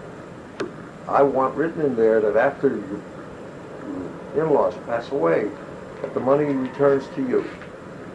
The balance of the estate is paid off." And my father says, "No, just a minute, I have another daughter." Oh, but he doesn't make any sense whatsoever. So somehow or other, Marion called Ruth and told Ruth the story. Pa wants a guarantee that you get money, and Aaron's trying to make a proposition that he should be able to have income, that him and Ma should be able to retire. And he doesn't need them. Before he does, running to the bank to do it. He wants to give it to them and wants to do the work that's involved. So I want you to know that Ruth went to him and said, Pa, you can't have your cake and eat it too. Well, he had to have the last word. And he put up for them where for the monies that we borrowed, I should sign a note, whatever, and that the money's there. And as they used the monies, it should be withdrawn from there, with the profit it was drawn. It should be withdrawn from there, and that if they don't use up their $14,000, that should be part of his estate. I had no problem. The fact of the matter is, you heard Mom say that her mother's money was all gone, like the last month. All of it was gone. Okay? She said she never told you. I have a better deal to pay the bank. I sat down and showed them mathematically how long it'll take me to pay the bank back at their full rate of interest. And I'll take the balance of the profit. I'll pay it off that much faster. With him, that I could take the income from the property and pay it off in 8 years. And I said, oh, you have someplace to live from. And it came down to, I put out all my life, from my family, all the ways around me. And I want you to know something, that with my sister Naomi, I'm hurt more than you guys are. You don't know what I've done. You, when they're mad at Mom, I don't give a damn who they're mad at. I did not deserve that. Okay? This is bad, there's bad blood, this to me is a lot of hogwash. Yeah, Mom did side with the it was paid off, very little. They borrowed a total of $5,000. Yeah. Both of them went into business, and the business went bad very fast. They have fights between them and whatnot, and each one, Monty said, well, I'll pay Bob back this one, so much money, I'll pay this one. And all I know is that they sent him a few checks, $50 a piece or whatever, a few $100 was paid off. But it certainly was in my position as the executor of the estate to make them say, hey fellas, Yosha, now you have a responsibility here. I certainly didn't have to give them their money, did I? And I gave them their money. Something else I did that I benefited their side. Muriel, my father left in his will that since in the residuary estate, and he put me in charge of the residuary estate. And so married into a Jewish fella, and she came back into the fold. She became part of the family again, and she should be given this money. Didn't, then the money should remain with the residuary estate, and he said, I leave the residuary estate to my son Aaron Glassman. And he gave her 10 years to do it. I didn't know what was in that will. I knew he made a will, and I told him not to put me in there. I didn't want to be in there. I said, look, I know where I'm going. I don't know where my brothers are going, or what they're doing. And I'd appreciate it, that I know that you favor me in a lot of things. It's not necessary for me. I'm building a business, and I know I'm on the road, I'll get there. And when I became, I was executor. So let me tell you something. She gave up in high school, went and completed her high school, and gave up her friends and whatnot to take care of her father. And her father came first. She talked on the phone to her friend, say, look, I'll call you back later. I have this to do and that. I used to hear this. Well, I couldn't forget I defended her against Josephine. They were bitter against me, and then I'm holding back on the will. So I called up Izzy Steckel because I remembered that Izzy Steckel was the one that Pa told me he's going to sit down with him and Manny Laster. Izzy Steckel was a lawyer for the government. He didn't have his own law practice. He was a lawyer. And he probably got a commission from Manny Laster for bringing the client there. So they wrote up a will for Pa. And so, and he went and he got a copy of the will. Got a copy of the will. Where was the original will? The original will, he told us, was in the possession of Rabbi Guterman. And Rabbi Guterman was in Florida, ill in a hospital. To be able to probate it in court. So he read the will, and that's where I learned that I'm an executor. And actually, I became the enemy. The residuary estate. And I want you to know, I didn't go around telling them that what I did. Now, wait a minute, I did tell Dorothy after all was said and done. Because I'm going to tell you there with Dorothy and my stepsisters.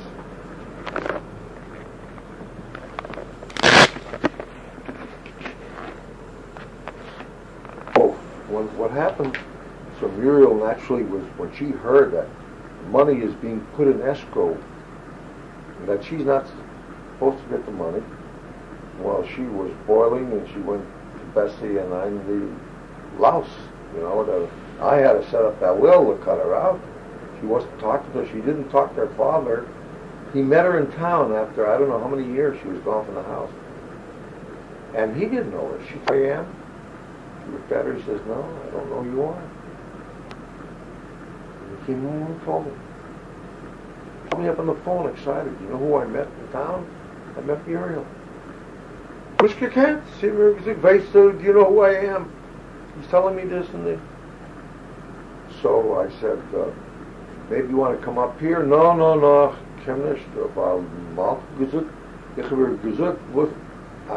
What did I do so terrible that I'm your father? Some children, I'm not a drunk, and how to handle the rest of the will. That I was, if I got the money for it now. He wasn't. No, it wasn't Robinson. His rights. How can you hold the money? Jeff, he was moved. Went down. She hadn't talked to the family. She wouldn't have anything to do with anybody for years. He would. Anybody. So out in the elevator, like an idiot. And here, if he's taking control, what the hell is he doing? Giving up the money? He's giving you he's offering you his own. He's put her down, and then Naomi was able to start talking to her and to get a concession from her. Not from her. When I was in service, I used to send home to Malky perfumes by my father. I didn't take my full pay in the Army. What did they pay you? They paid you bupkis then. So I was supposed to get $75 a month.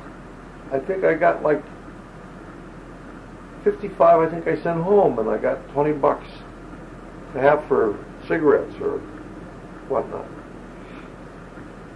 So much for cigarettes in Paris. How about helping? Come on, leave me alone. Do what you want with the boys. I wasn't smoking the amount that they gave me. They were paying, at that time, $200. Guy comes into me and he says, Glass, that was my nickname. Only I'm telling you the truth, that I'm driving on the highway, and I went by, I see a carton on the highway. And when you drive by with your truck, the air blows the carton aside. Well, I just narrowly missed it, and I look in my rear view mirror, and this thing didn't budge. So I pulled the truck off the road, and I backed up, and I went over it. Solid carton of cigarettes. Camels fell off one of our, it's Army stuff, fell off one of our supply trucks, laying in the road. I said, what do you want me to do? Let them take it and whatever they can get for it. We're in 3 ways. Well, let me tell you, they came back. It's the big brown carton. I think there were 50 cartons in there. I remember thinking I scared the whole of money. I didn't, somebody's about to rob me with it, and then they're going to come and say, where's my share? Then we split it up, so I had this money. I didn't know what to do with it. So So a guy's going to Paris, how about buying me some perfume? Here I pass money out like it's paper. And then you went into PX and you bought a watch like this that cost you $12. You can buy a watch in the PX anywhere from $8 to $12. $12, boy, that had a luminous dial on it, black face. That wristwatch, okay, brought the biggest amount of money from the Russians. And if you would meet a Russian, you pull up a sleeve, yeah, wristwatches from here up to the arm. So the money is nothing back home. This is money of power. They can do something with those watch in the PX when you can get in there. I bought a watch for $8. They brought me back a couple $100 for the watch. I went to give it to a Russian. One of the guys going in a Berlin. So funny, that's that I sent to Muriel. Oh, this was not toy jewelry? And that was some of the money that I bought it from there. I sent her out how to do it, you know. And I was a kid that was scared that if I flaunted too much money before my company commander or whatnot, you know, tell me where'd you get the money? You draw $20 a month. I would send things home to her. As a matter of fact, I want to tell you, coming home, the train pulled into Le Havre, France, where the port was. And I understood there was $7 or $8 million on the train, and most of the money was illegal. And guys were playing market. It was black market money. So a second lieutenant comes in, makes an announcement at the finance office, and anyone that has Allied invasion marks will be traded in for dollars. You will be allowed to trade in 3 months of unencumbered pay. That means pay that not what you sent home, what you're drawing. So I'm sending home $20. I was able to get $60. Gave me $60 in cash. I had $1,800. Well, wait a minute, I had $2,300 at the time. I gave it away to my buddies that lost their money in the crap game. The Camp Kilner, where they disassembled us, they scared us out of it. They told us that anybody caught with money over 3 months of unencumbered pay will be held for black marketeering. I'm so close to going home, I'm not going to blow it, you know. All I know is the only one that had the guts was Frank Salamone. The bundle throws it down. The guy looks at it and says, how much is in there? It was 3 times 37. He says, that's black market money. He says, hey fella, that's what you say. I won that playing crap. You want to arrest me for playing crap? Okay, I'll serve a couple of days and whatever they serve, for illegal dice playing. You're not going to take my away. I have witnesses here. You're not going to take my money. Is it running yet? Yeah. So everyone look at it. The guy says, hey, you better get the lieutenant over here. The lieutenant comes over. Hey, you want to take my money? I want a receipt of how much money you took from me. You want to hold me for gambling? I admit it. You can have me sent up court-martial for gambling. Well, we weren't that smart. Well, he said, get the captain over here. The captain winds up with a chicken colonel. And the colonel comes over, what the hell's going on over here? He said, sir, this guy has $10,000 there. He said, give him his goddamn money back. Give him the money what he's allowed to draw. He said, hey, don't touch that bundle. I have extra cash for that. And he put out the $37 times 3. It was over $100, a little over $100. They gave it to him. All I want you to know, we came home into Kilmer. Again, the second lieutenant comes into the barracks and he says, at 1000 this morning, at the finance office, 2 blocks down on your right-hand side of the street, all foreign currency will be exchanged without any questions asked. And I want you to know, I watched one guy stack up and burn $37,000. Because you couldn't account for You know what kind of money that was then? 1946, what that was worth?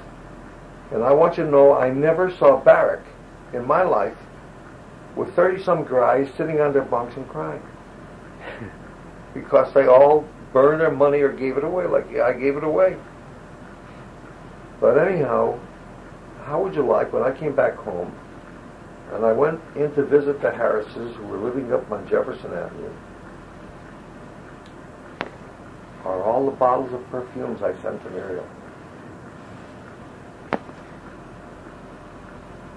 I thought that he even take it from her. That if she's trying to be nice and say, here, Bess, you use it. And she gave you a bottle, but all of them. You know? But nonetheless, like I say, I'm the one that brought her back into the fold. Because she was angry with me, and what was she angry with me? Because Bessie was mad at me because I didn't keep coming on into there. I used to buy them gifts. I realized why she gave them the perfume, because when I went to work, I remember buying her a Mixmaster, and she used to make. She was a terrific cook. She made a lot. Used to make. Come on, you have this, Used to play poker with. And there was a hangout.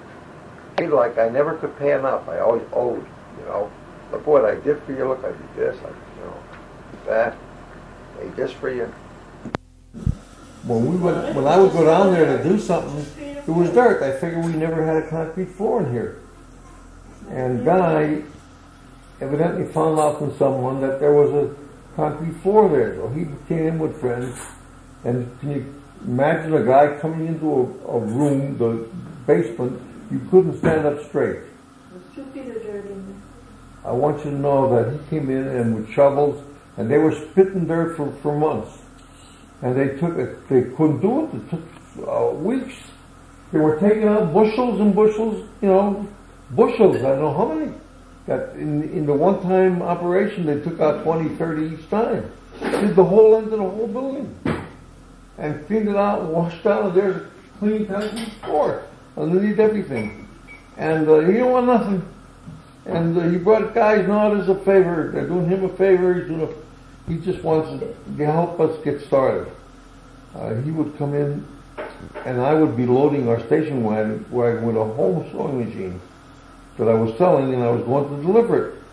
And he said, gee, I'm here. Come on, I'm glad I'm here. I can help you put it in. Come on, where are we going? I didn't want to take him with me because I felt I couldn't afford to pay the guy, I told him, listen, guy, I really appreciate it, but I can't afford that cost. You have no cost. Come on, let's go. He'd take me in, come with me and put it in, help me install the machine. How many times we went up steps, crazy steps, you wouldn't believe it. The 2 guys have to be nuts to take it up, but he would come. He took us down the flats for the holidays to help us pull up the wagon and take the furniture. We would every time run down to Naomi's on Friday. Let me tell you something. He would take Alan to school. Wait a minute, he was working for us already. Yeah. Well, I'm talking before he came to work with us, we would go out to my father's on the flats. For the holidays. For the holidays. He would take us and help us. So I want you to know that if you come down to Southern now and you take a look, there's a dresser there, a maple dresser. Was that the one that he used to? Yeah, we used to move that down. Fill yours and Alan's clothes and Diane's clothes in there, and we take that down instead of suitcases. We take the whole dresser with us, And he would come down and help us take it up in there, and when we weren't open, and then finally when we decided to go into business, then he said, look, he took us down and took care of it, And the fact of the matter is, he put himself out. He never backed away from anything to help out. And the truth of the matter is, he got sick here about, I don't know, maybe 15 years ago. And Jimmy McAllister, who was a sharp kid coming on up, wanted to learn, who had trouble straightening him out, he would lecture him. Jimmy didn't come to work for us until we were up in Delmar, up on Chestnut. So let's just tell me about Guy in the early days. The guy was with us long before Jimmy, years before Jimmy. I know. All right, but tell me how Guy got involved in the business in the beginning. Well, that Guy what was we working, needed. wait a minute, Guy, to start with, when I worked for the Lackawanna Pants, the machine shop per se, which was like 10 by 10 area, maybe a little bigger, 10 by 12, but we had a lathe and some drill presses. One side of the machine shop ended up where Guy's pressing machine, where the pressing machine unit started up, okay? So we used to kibitz with one another, and I told him that I made up my mind, I'm going into business, and I want you to know that Guy said, listen, I'll help you, and to me it's all rhetoric. Guys tell you I'll do this, I'll do that. I didn't take it, I never accepted it that it was really of any significance, any consequence. So he was simply a co-worker. He was a co-worker. He worked on pressing machines, and I worked at the machine shop. When I would go out on the floor, most of my work was on the floor. Well, that was my home spot to come back to all day long. But his interest was that he saw a young guy that was trying to get ahead, and he wanted to just help a co-worker. Yeah. And I don't think he even looked to get a job with this. and then what happened? As a matter of fact, you say what people think. I think it was Clem. I think his name was Clem Wido. There was a top presser alongside of Guy, and he heard him going in. He told me he'd like to invest money with me. I said, thanks a lot. I wasn't interested in taking anybody I should worry I have to pay back. And I'm just telling you that as soon as we moved in there, and he lives in Dunmore, the guy, so he came down to take a look. What could I do? You know? And he'd look around, he'd take things that he saw needed to be done without me telling him. And he would do this all the time. Huh? Like what? If we're sweeping the floor, okay, or like I told you, get me cleaned out, making the storage room downstairs. Whenever I had any deliveries to make, he wanted to run to make the deliveries. So naturally, when it came to the point that the business started to move, that I needed somebody to come in, so I went to Guy. And I'll tell you, the fact of the matter is I went to Arnold Friedman first. Figured I'd put somebody inside that I knew. While I trusted Guy, I thought that Arnold Friedman would be more that I could handle it financially. Because I said to Arnold, I questioned, what are you making?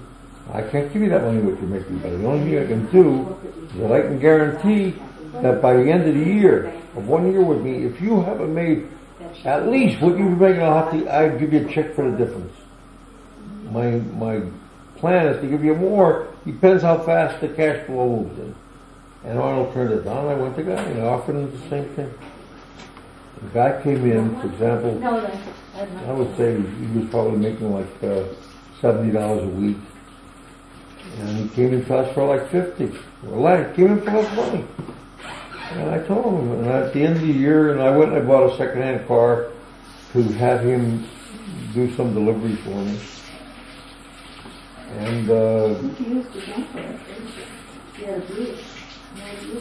that what it was? I forgot already. Blue all breed. I remember I went ahead and bought one of these second-hand cars that you buy for $200 or $300 now.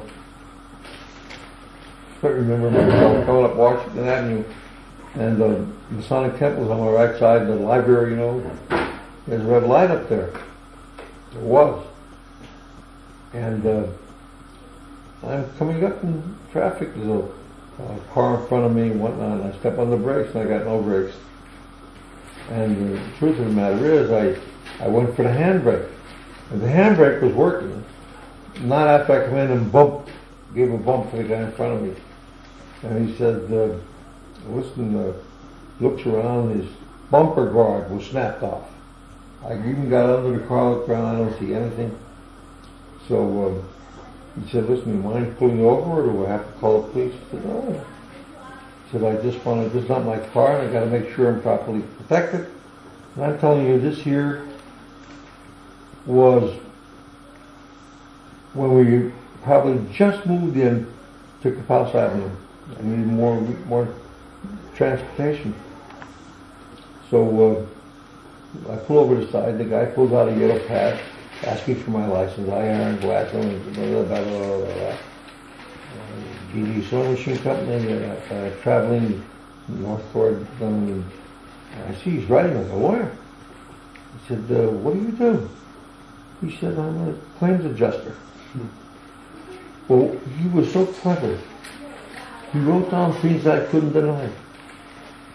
That left you on the edge that, hey, did you run into me or not? Did I run into you? No. And that, I don't know what damage it is, but whatever it is, I'm assuming responsibility. So guy, let's get back to guy. Huh? Guy came to work. He started work for us over there. Mm-hmm. You were on Capas Avenue when he started. To work for us, for salary. But he helped us move into Dunmore. He helped us there. He was, like I said, he used to take us down the flats. He used to help Dad deliver stuff. He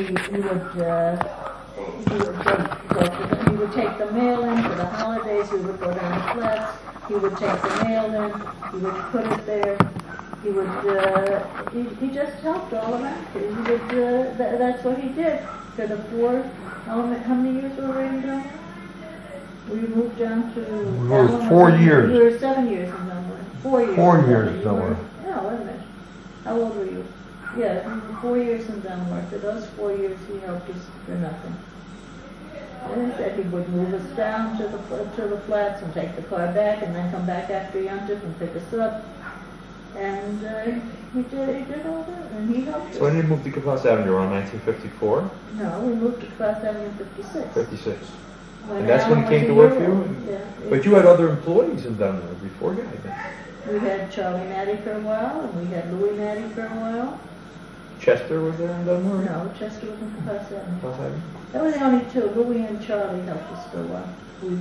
Well, they were paid They their. were paid. They were worked for us. As a matter of fact, I used to train them at night, and the wind-up was the labor department came in and made me give them back pay for the time I brought them back at night. They claimed that they should have been paid. So Guy didn't start with the work until. He got 57. Guy started work for us in 57. 57. January 57. He started work for us because we moved to Capas Avenue in 56. Alan was exactly a year old. We moved there in July. And what did he do? And he started to go out as a salesman. He didn't know what about it. Didn't know anything. He Didn't didn't know know what. a needle from a hole in the ground. He started to go out on the road. And he would call up and ask what's about him. He would call up and he read it. He took his books with him. And he went into Pittston area. It was all Italian. It was the mafia and all that. And that's where he started to pick up. And he was the type of a guy who he was an Italian. He made friends with the Italians. He knew this one, he knew that. And he'd tie up family at every place he went. This one was my brother-in-law's sister-in-law's cousin. And he started there, and then he would take that. He took Diane to school. He took here to school. He took Diane to Temple on Saturday, and he was like one of the family then. He took Alan to camp, and Alan grew up every day when he started school. That's something that I didn't know till years later. Alan told me the story that every day that he went to school, every morning he'd throw up. And Guy would clean it up. Guy would clean up his view. In school or in the car. And he said, when he thinks about it, he said, that's why when I told him that, some things you have to do, he said he couldn't do anything different because Guy was like a parent to him. That he was. The only thing I had against Guy was that when Guy worked for us, then he said to us, I can keep open on Saturday, you don't have to be here. We weren't open on Shabbos. We kept closed on Saturday. And I didn't want to, and even the small holidays like Shoyas and Pesach and things like that, we would go down the flats and be closed. Well, we were just starting a business, and he said, look, I'm working. Doesn't bother me if I work. Were you closed on Chestnut Street? We were closed on Chestnut Street. For Shabbos, for small Yontif. We stood on the flats for Yontif.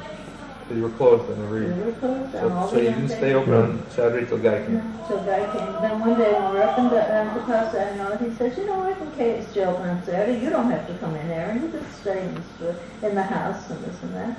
And we finally started going over, and so we started the open. That was the only thing I had against him because we didn't have to. He wanted to do, he was doing Well, he it. was doing. You're for crying out loud. He was trying to help. and he wanted to build. And he started working behind the counter, and he helped ship. He'd come in, he would help get this stuff together, he would help us work, and that's how he worked his way up. He worked his way up and helped us work up. Do you remember any specific stories with Guy that were unusual? I can't remember back then. I want to tell you Yeah, something. the time that you went to Pittston, we had Teddy Haas with us up in Dunmore. Right. I remember Remember Teddy. Teddy? I remember somebody standing at the counter. Now it's Teddy House. Teddy House. I remember it wasn't Charlie and it wasn't Louis. We had Teddy Because I Haas. remember. He used I'll to tell do you- it part-time. I'll tell you an interesting And story. With Guy, when they took him, was it Teddy or Guy? Guy also went one time with you, didn't he? Guy went one time with me to Pittston, To Pittston. and who did we meet down? We got a call. Is this the interesting story you were going to tell? No. What was the interesting story about? I just want to know what it was about. Yeah. Okay. The one down in Miners Mills? No, no. Would you let him tell me the interesting story because he'll forget it? Let me tell you something. I went to an auction sale that I learned. I was watching the auctions. You know, we were mostly in used machines in the beginning. So I didn't know what I was even going to go. I knew of the sale, and I went into 25th Street and got involved. And they tell me they're going to the sale too. So I went down. I don't know. I don't recall. It was. I'm pretty sure it was in New York. So anyhow, I bought a lot of stuff, and there's a lot of parts, whatnot. So a lot of stuff we had to take the trimmings off the sewing machine, the stands, and whatnot. I think there were even fluorescents. Anyhow, I called Guy that you gotta come out with the station wagon to take the stuff back. And he said, should I get what's his name? Vicky? The mute, well, not the mute, Vicky. Vicky. You know, Vicky. And he can help us. He said, yeah, good. So anyhow, Guy came out to New York and I showed him what I needed to take back, and I had to get back to the shop. So I went on back to the shop and I left him with Vicky. I said, look, for crying out loud, I want you to take the time out to see that you guys eat right, you know, and take them into a restaurant. So he related the story to me that he took them he stopped at, he wanted Aaron said, get a nice dinner. So why don't you stop into the Three Sisters in Dover? So he stopped in Three Sisters, and Guy's relating the story to me. He said, when I walked through the door, I realized I made a mistake to begin with, because we were filthy. We were covered with dirt, and you don't have to know what comes out of a plant when you're taking trimmings off. And Vicky, he said, I want you to know the girl who comes around with that seats you, what do they call her? The hostess looked at us and she froze like, I gotta seat these guys on our clean tables. I said, ma'am, can you show me where the men's room is so we can go in and wash up? So she showed him where the men's room was and said he came out and they took him over to the table. They tried to get him up on the side. And he's relating to me that they come over and Vicky's looking around. My goodness, he said, this must be like heaven. Everything is, you know, with tablecloths and cattle. And he says he can't shut Vicky up. He says they come over and the guy, the waitress wants to take an order. So the guy says, Vicky, leave it to me, I'll order for you. He knows what he likes to eat. He gives the order. So, you know, in the beginning, in the Three Sisters restaurant, they would come in and they would bring you in a bowl on ice, whole tomato, a whole mango, everything was whole. You took it off and cut it yourself. Fresh vegetables. So he said he took some off, he cut some and he gave some to Vicky, and he sees Vicky is eating too much, that he won't be able to eat the meal. This is just the, you know. So he said, Vicky, cut down, slow down, and he started looking at Guy, what's the matter? You don't want to let him eat, you know. So anyhow, he ordered for him a chicken dinner, I think a roast chicken dinner. And he tells me the waitress brings the chicken dinner. They put this down in front of him, and he said he froze. He said, look at the guy, he said, that guy got a plate too. He said, is this for me? He said, yeah, that's for you. For Vicky? You asked Guy to tell her, for Vicky? I said, yeah. He said, yeah, that's for Vicky. He said, let me tell you, he said, he got off the chair and he bent down looking at the plate something's wrong. He said, what? I said, waitress, what's your name? And she told him her name is Angela or something. I know you. And Guy's telling me the whole story. He's embarrassed. He's ready to crawl under the table from this poor Vicky. And he tried to explain to them, you know, this guy's a little slow. He's retarded. But they understood too after a while. But at first they were embarrassed. He said, they turned bright light. And he tapped one of them on the behind, you know, Vicky would. And anyhow, Guy says, if to this meal, eating around this meal, you, 3 or 4 or 5 times, he's off the table, and we became the center of attraction. He said, I'm crawling, everybody's looking over here because he's loud, Vicky's loud. Oh boy, he said. And I want you to know that when he came back, I guess Guy told him that Aaron said, make sure you feed Vicky right. He said, my friend, Aaron, Guy, make me like a king. Harry called me Harry. Harry, make me like a king. And he, all Dunmore knew that he went into a restaurant that he told him, you people never like this.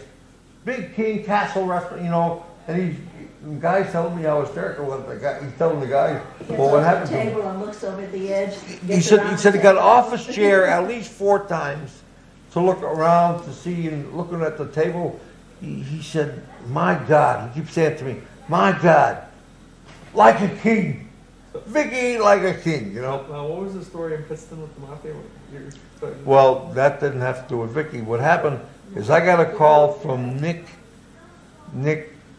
Alimo.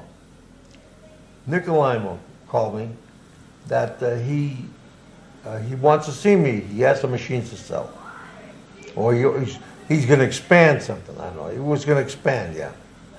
So, okay. So I was afraid to go down to Pittston. So and the guy said, I'll go along with you. So we go down to Nick Alimo's plant that was on the main street of Pittston. And we told him, I told him who we are to the girl in the office, you know. She said, Mr. Alimo will be out shortly. And about 5 minutes later, he came out. You're G&G? I said, yeah. Come on, follow me. So I followed him. We get into a big black caddy.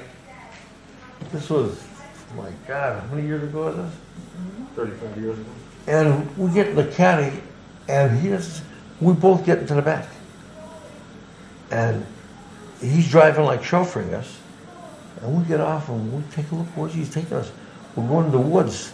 Like, hey, this is it.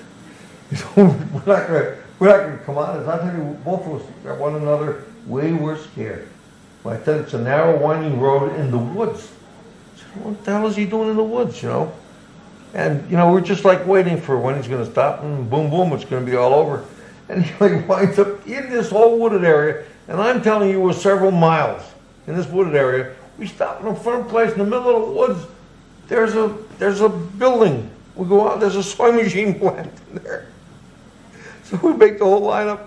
Guy told that story, I don't know for how long, and me too, that he said, you know, he knew the reputation of this Alimo. They came back scared. I want to tell you that it was after this, by the way, that was first exposure I had to Alimo. Then came the Appalachian the conference of the Mafia, and Alimo was arrested up there. And then I saw in the papers that Alimo was involved with the union, that he took a payoff from the union, that they violated the law regarding removing coal from the mines. According to the law, when you Strip money. no, not strip mine. I know. This one here. But let's stick to Guy. Okay. Anyhow, Tell me stories that you can remember of Guy pulling something off or doing something above and beyond for the company. well, Guy went out I would, as things went on, where I would buy machinery, he would get up, I'd give him an idea what to get, and he set his own prices, try to get more money than me. I was softer than that. When I think about it, and he really didn't know himself what to do, but he started to learn as he's going along that people knew that they were getting a better deal, that he could charge more money. But in reality, the interesting thing is that when he came into the business, he didn't know. Mom says a bobbin case. He asked me, what's a bobbin case? He said, Guy, how can a man like you spend so many years in the Lackawanna pants where sewing machines are all around you, you don't know what a bobbin case is. And I showed him what a bobbin case. Oh, geez, yeah, you know, and that's, when I say he's a guy that came from knowing nothing, but he was as loyal, quite frankly, as you can find a guy.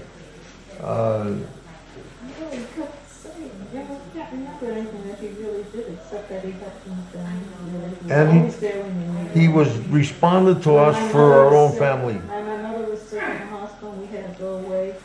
He and Molly visited my mother every day in the hospital. They were there for you kids all the time. And, you know, they used, as I said, he used to pick up Diane, he used to take her to temple every Saturday. I wouldn't drive up to temple. He would take her up, he would bring her back. He would take you if you needed. Mostly Diane and Alan. You walked already and you were ready. When I start.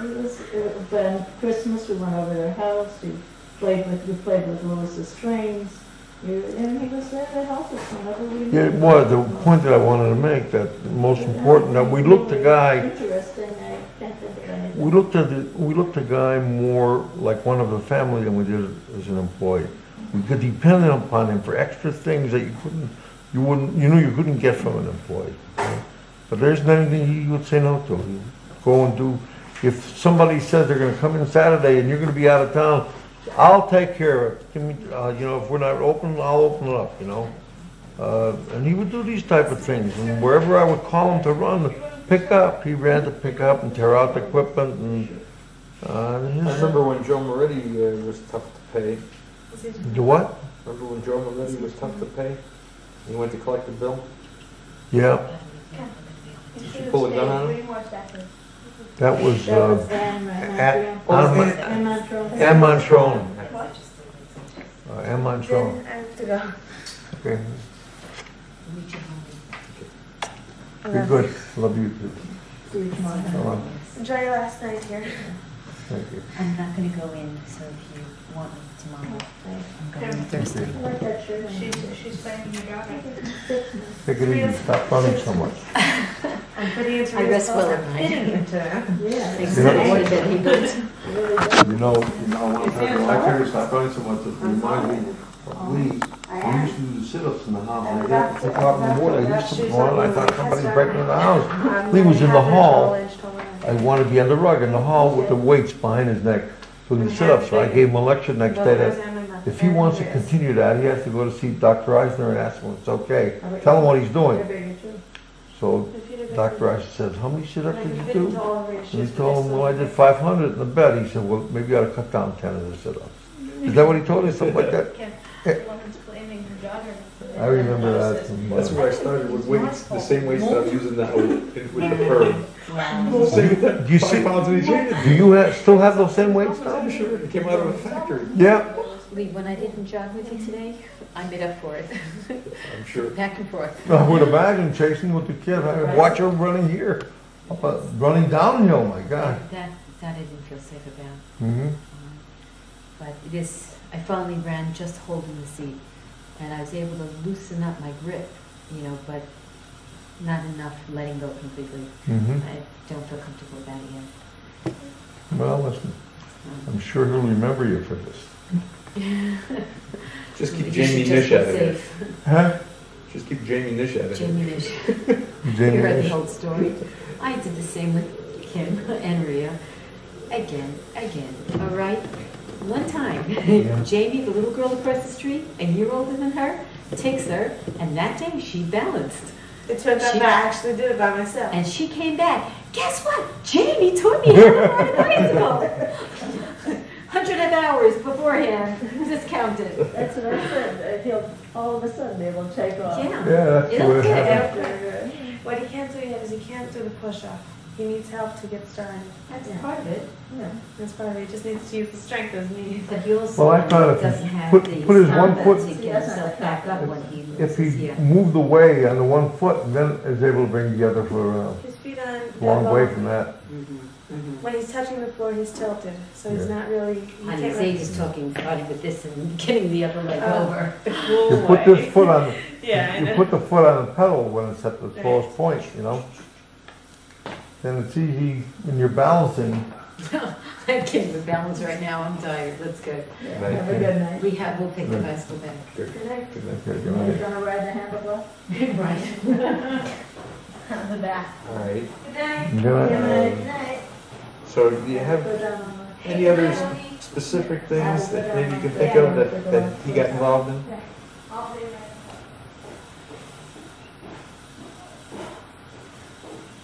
Funny, so many things happen through the years, and all of a sudden, this past year, I can't remember anything. You know, the truth of the matter is, he went through a period of sickness where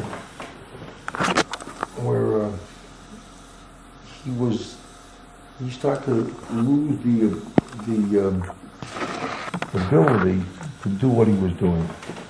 And the reason I threw in Jimmy McAllister is because the irony of life is that the guy was the one that gave Jimmy McAllister the job. He went to do his mother a favor. McAllister surfaced with learning the machines. McAllister comes to complain to me, how do I keep a guy like Guy Cali when he sees what the company's losing because of him, that he's not with us, that he was sick.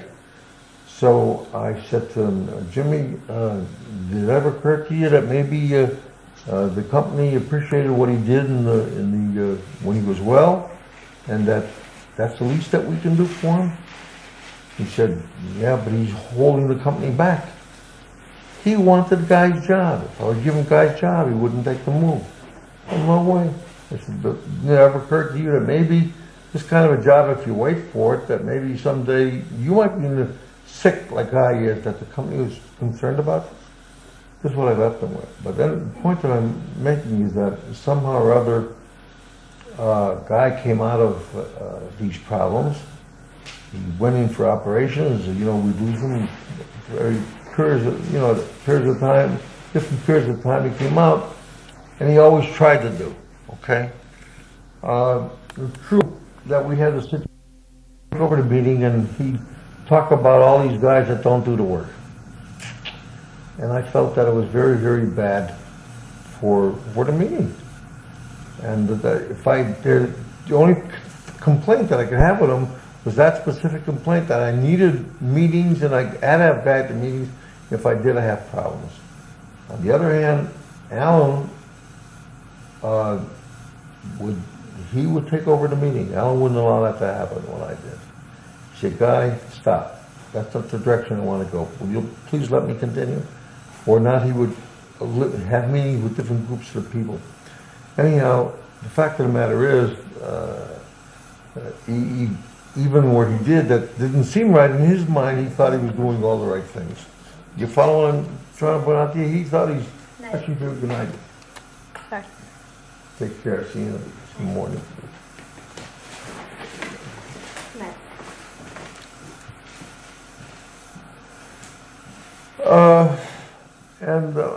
I don't have to tell you, whenever we had a customer coming in at a time or whatnot, when we weren't there, a guy always covered it.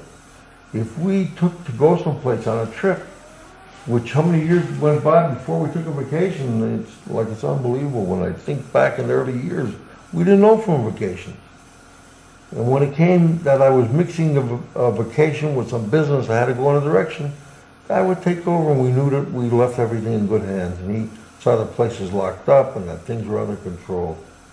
And when I tell you is that the fact that he was one of the most unusual experiences that I've had with anyone, although when I walked into a factory, that wherever you would go, and I'm not talking just about Scranton, you found relations related to someone. Where you from? I have some family from those. He always came up that he would have relations, and especially if he got involved with owners, he used to get the deal if the guy gave it to us for less money than somebody else offered him higher. You know, or guy would get from him what kind of money is he looking for, what could he close the deal for. I tell him, look, I'm offered so much money. And he would try to make the deal from that point. And the truth of the matter is, he'd go out on deals where cash was flowing. You know, when you liquidated a plant, you always got a top accounting from him, no matter where he went. He'd show you what he spent on food or whatnot. And that was the reason why I went to, in the early years, I went and I got him a car, bought him a car.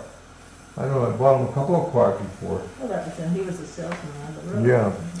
But he would call in, what he didn't know, he would call in, but the thing was that he was a good talker, and the customers liked him, you know, and they realized, he'd tell them, look, I don't know, I'm telling you the truth, I didn't know a damn thing about this, and he was that effective. After a number of years, I want you to know that there were people who honestly believed that Guy was a partner in this business. And I've heard that from a number of people. And then when Harry Burns came in, we used to hear, you know, wow, how's Harry leave a company like the Singer Company? They thought he was a partner. I thought And- Guy was the other G. Yeah. G and G. And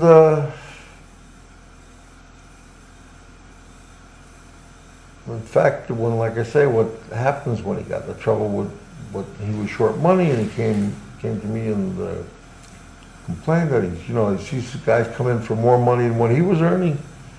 So every so often, what happened? I think of his mortgage at his house. He must have paid the house off 3 times, only 3 or 4 times. But the truth of the matter is, it's not like he was taking the money in a salary. When you look at it over the span of the years, he was a man that was totally dedicated. You get a guy like that as totally dedicated as he was, it's like he owned his own business. And how do you evaluate that? And I want you to know that when we sold the business now, Alan said, well, I think we have to take care of Guy out of the proceeds here. What do you want to do? So he proposed that we should give him $25,000 and take off the withholding tax, give him the balance, tell him, that's what it was. That he should know that when he comes to taxation, that tax has already been paid. And we did that, and I think he appreciated that. And he also told me that he's in our money, that we should understand that if Bob Hirsch gets into trouble with this company, he goes and leaves him, he's covered for 25 grand. That's the way it was left. But I'll tell you something, if you want to know the truth, I'm not too thrilled when I think Bob Hirsch is, of course he's sucking wind because he's working. He didn't work like this before. I never saw Bob work like that. Really moving his rear end, and he took on more responsibility because they came in and laid it in his lap, these guys. But anyhow, like I said, by and large, with Guy, every once in a while I would give him some cash from the sales that came in to help him out with things over the years. But the truth of the matter is that there were times when we went away and we had kids that somebody made remarks, do you have any kind of will? Well, what happened? The whole bunch of you were in an accident. I think at one time we wrote that if something happened to all of us, the business goes to Guy Collie. Do you believe that? Mm-hmm. And they would invite us for spaghetti dinners up at the house, and like I say, they tried to be friendly. And while Molly would make a lot of turmoil and whatnot, and that once in a while you hear a crack that somebody else is taking better care of or whatnot. And the truth of the matter is, he was more loyal. I can tell you that. And he went over all the years to pull out the plants. When it wasn't him, then it became Harry Burns used to go in. But I want you to know that a number of the dealers in New York used to tell me, where do you get these people with loyalties like you have? That guys are careful with the machinery, out of hand. Hello? Did you think of anything that anything that you said or something? Fine. Okay, fine. I'll tell you an interesting thing. When we would sit down, he'd come in with a list and say, look, I took an inventory of this plant, and this is what I figured it for. So how about you figuring the plant? I'd sit down and I'd figure a plant. And the incredible thing is that we would come less than 10%, maybe 5% difference. Some things he averaged higher, and some things he was lower, and I was lower in that one, it would balance out. And Alan used to tell me that he used to see that in G&G when he figured a plant with him. But Guy used to try to take advantage and sell whatever he could before he brought it back. And he went and they used to take an inventory of the plants, and we got a fee for doing appraisals. That's how we started with appraisals. Then Harry Burns went out and started to take appraisals.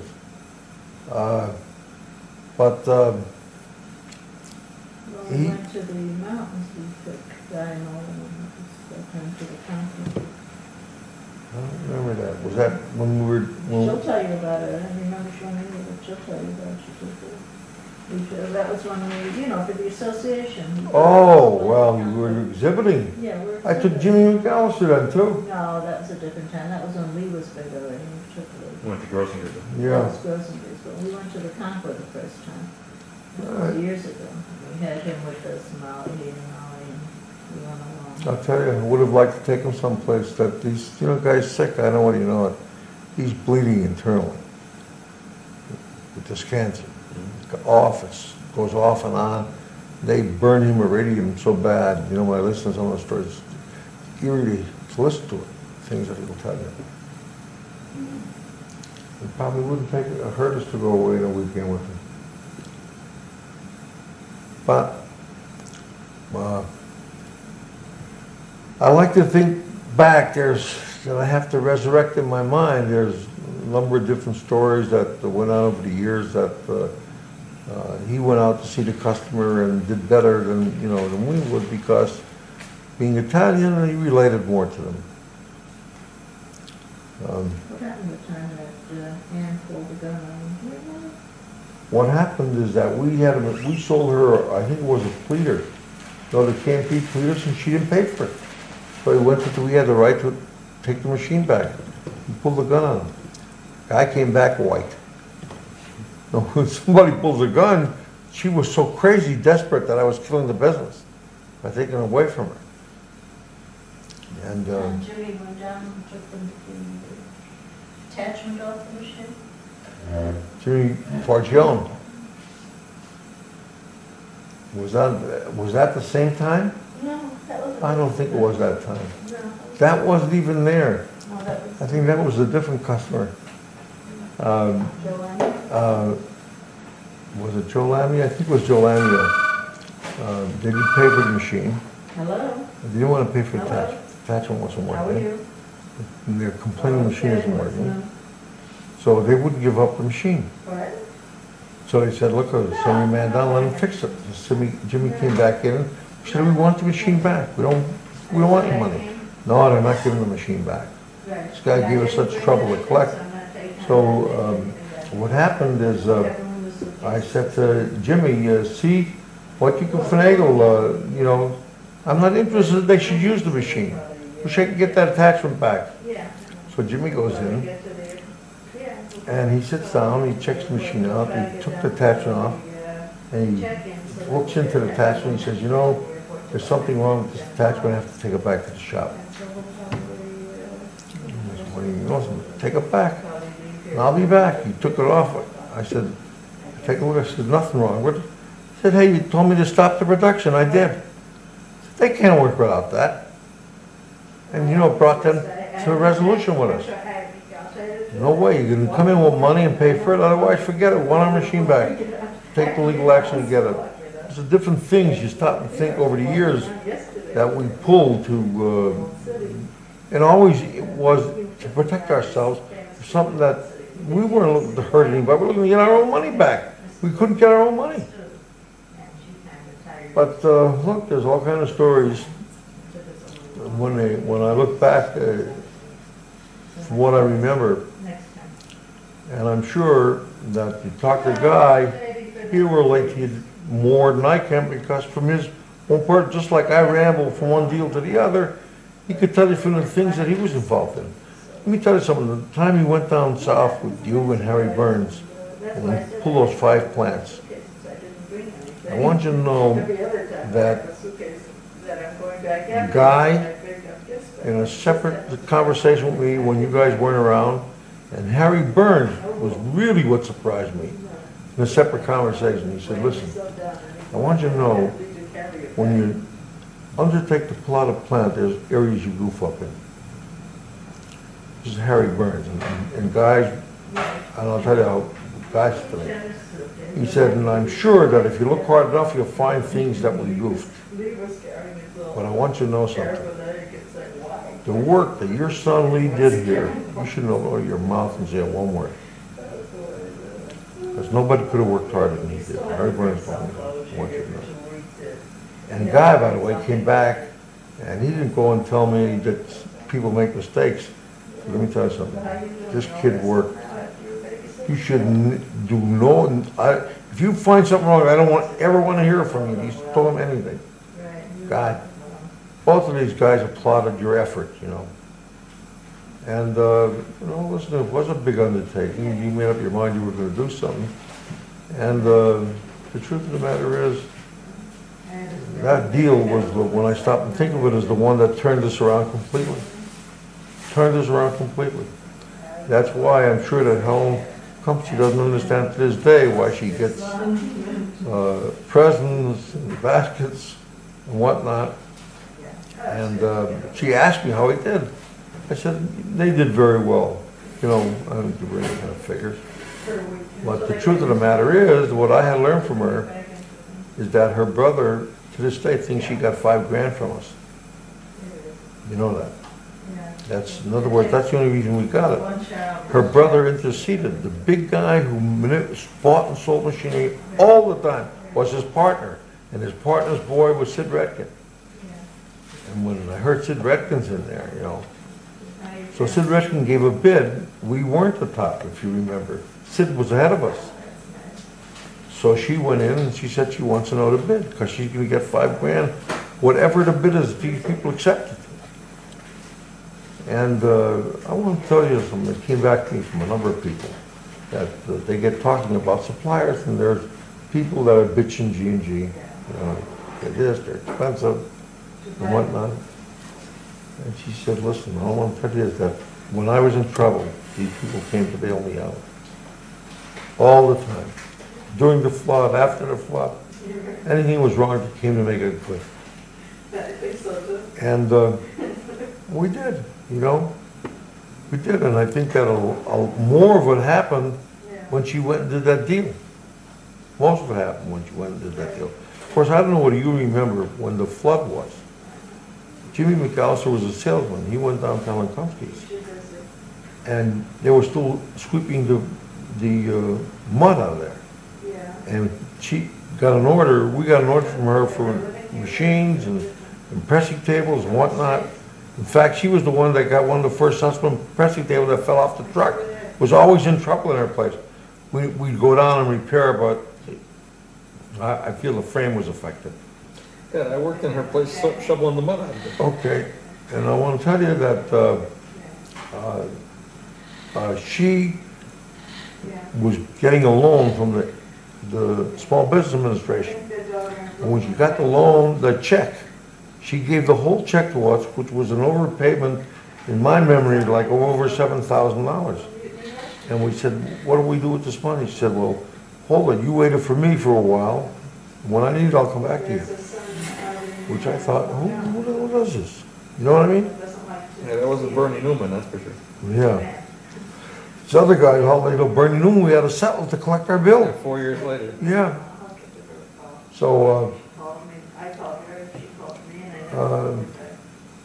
this is what tech it is. That's what, you know, I try to think with Guy, there's been so many, look, he was involved every day. I'm telling you, all I know is over all the years of my life, I look back, if I was in trouble, I called Guy Cowley. I didn't call anybody else. To me, it was like I was calling my brother, you know, to cover me, you know. And it didn't make any difference if he was, I said, you have something happening? Oh, I'll work it out. And he did. He would stall his friend, what's his name, that was the Justice of the Peace. They'd go out together and whatnot, and he'd make him delay. Polizzi, make him wait because he has to do something. You know, it's, and it, you know, one of the things I have to say about Guy, that most people that you employ is the obligation of their employment is secondary to their life. Instead of, by norm, it would seem to me that if you undertook a job and you're in management status, your livelihood comes from the business should be your first consideration. And Guy Cullen made the business the first consideration. Whatever his personal problems were, he would work them out himself and he'd take care of it. So, what can I tell you? Truth of the matter is that I would have liked to have done more for him, you know? He winds up with this car, that car of mine. Hello? No, nothing for me. Thank you. This woman has a child sitting there, a 10-year-old boy, and he befriended the boy, and he's talking to the boy about the baseball players, and he made the kids game by discussing the players and teaching them this and talking to them about that. And they didn't know the little boy from Adam. You know, but that's typical guy. That's what with the kids, he's right there, and he was always. I mean, whenever he got in the crowd, he was always with the kids. You know, and, kept them company, kept them entertained. And like you said, he was with his family. He was depended on, and he was the head always. And that's typical guy. And he enjoyed that game. He enjoyed it with the kid, and he said it made the game for him, and and the woman thanked him. Made the game for the kid. That's typical. That's what he.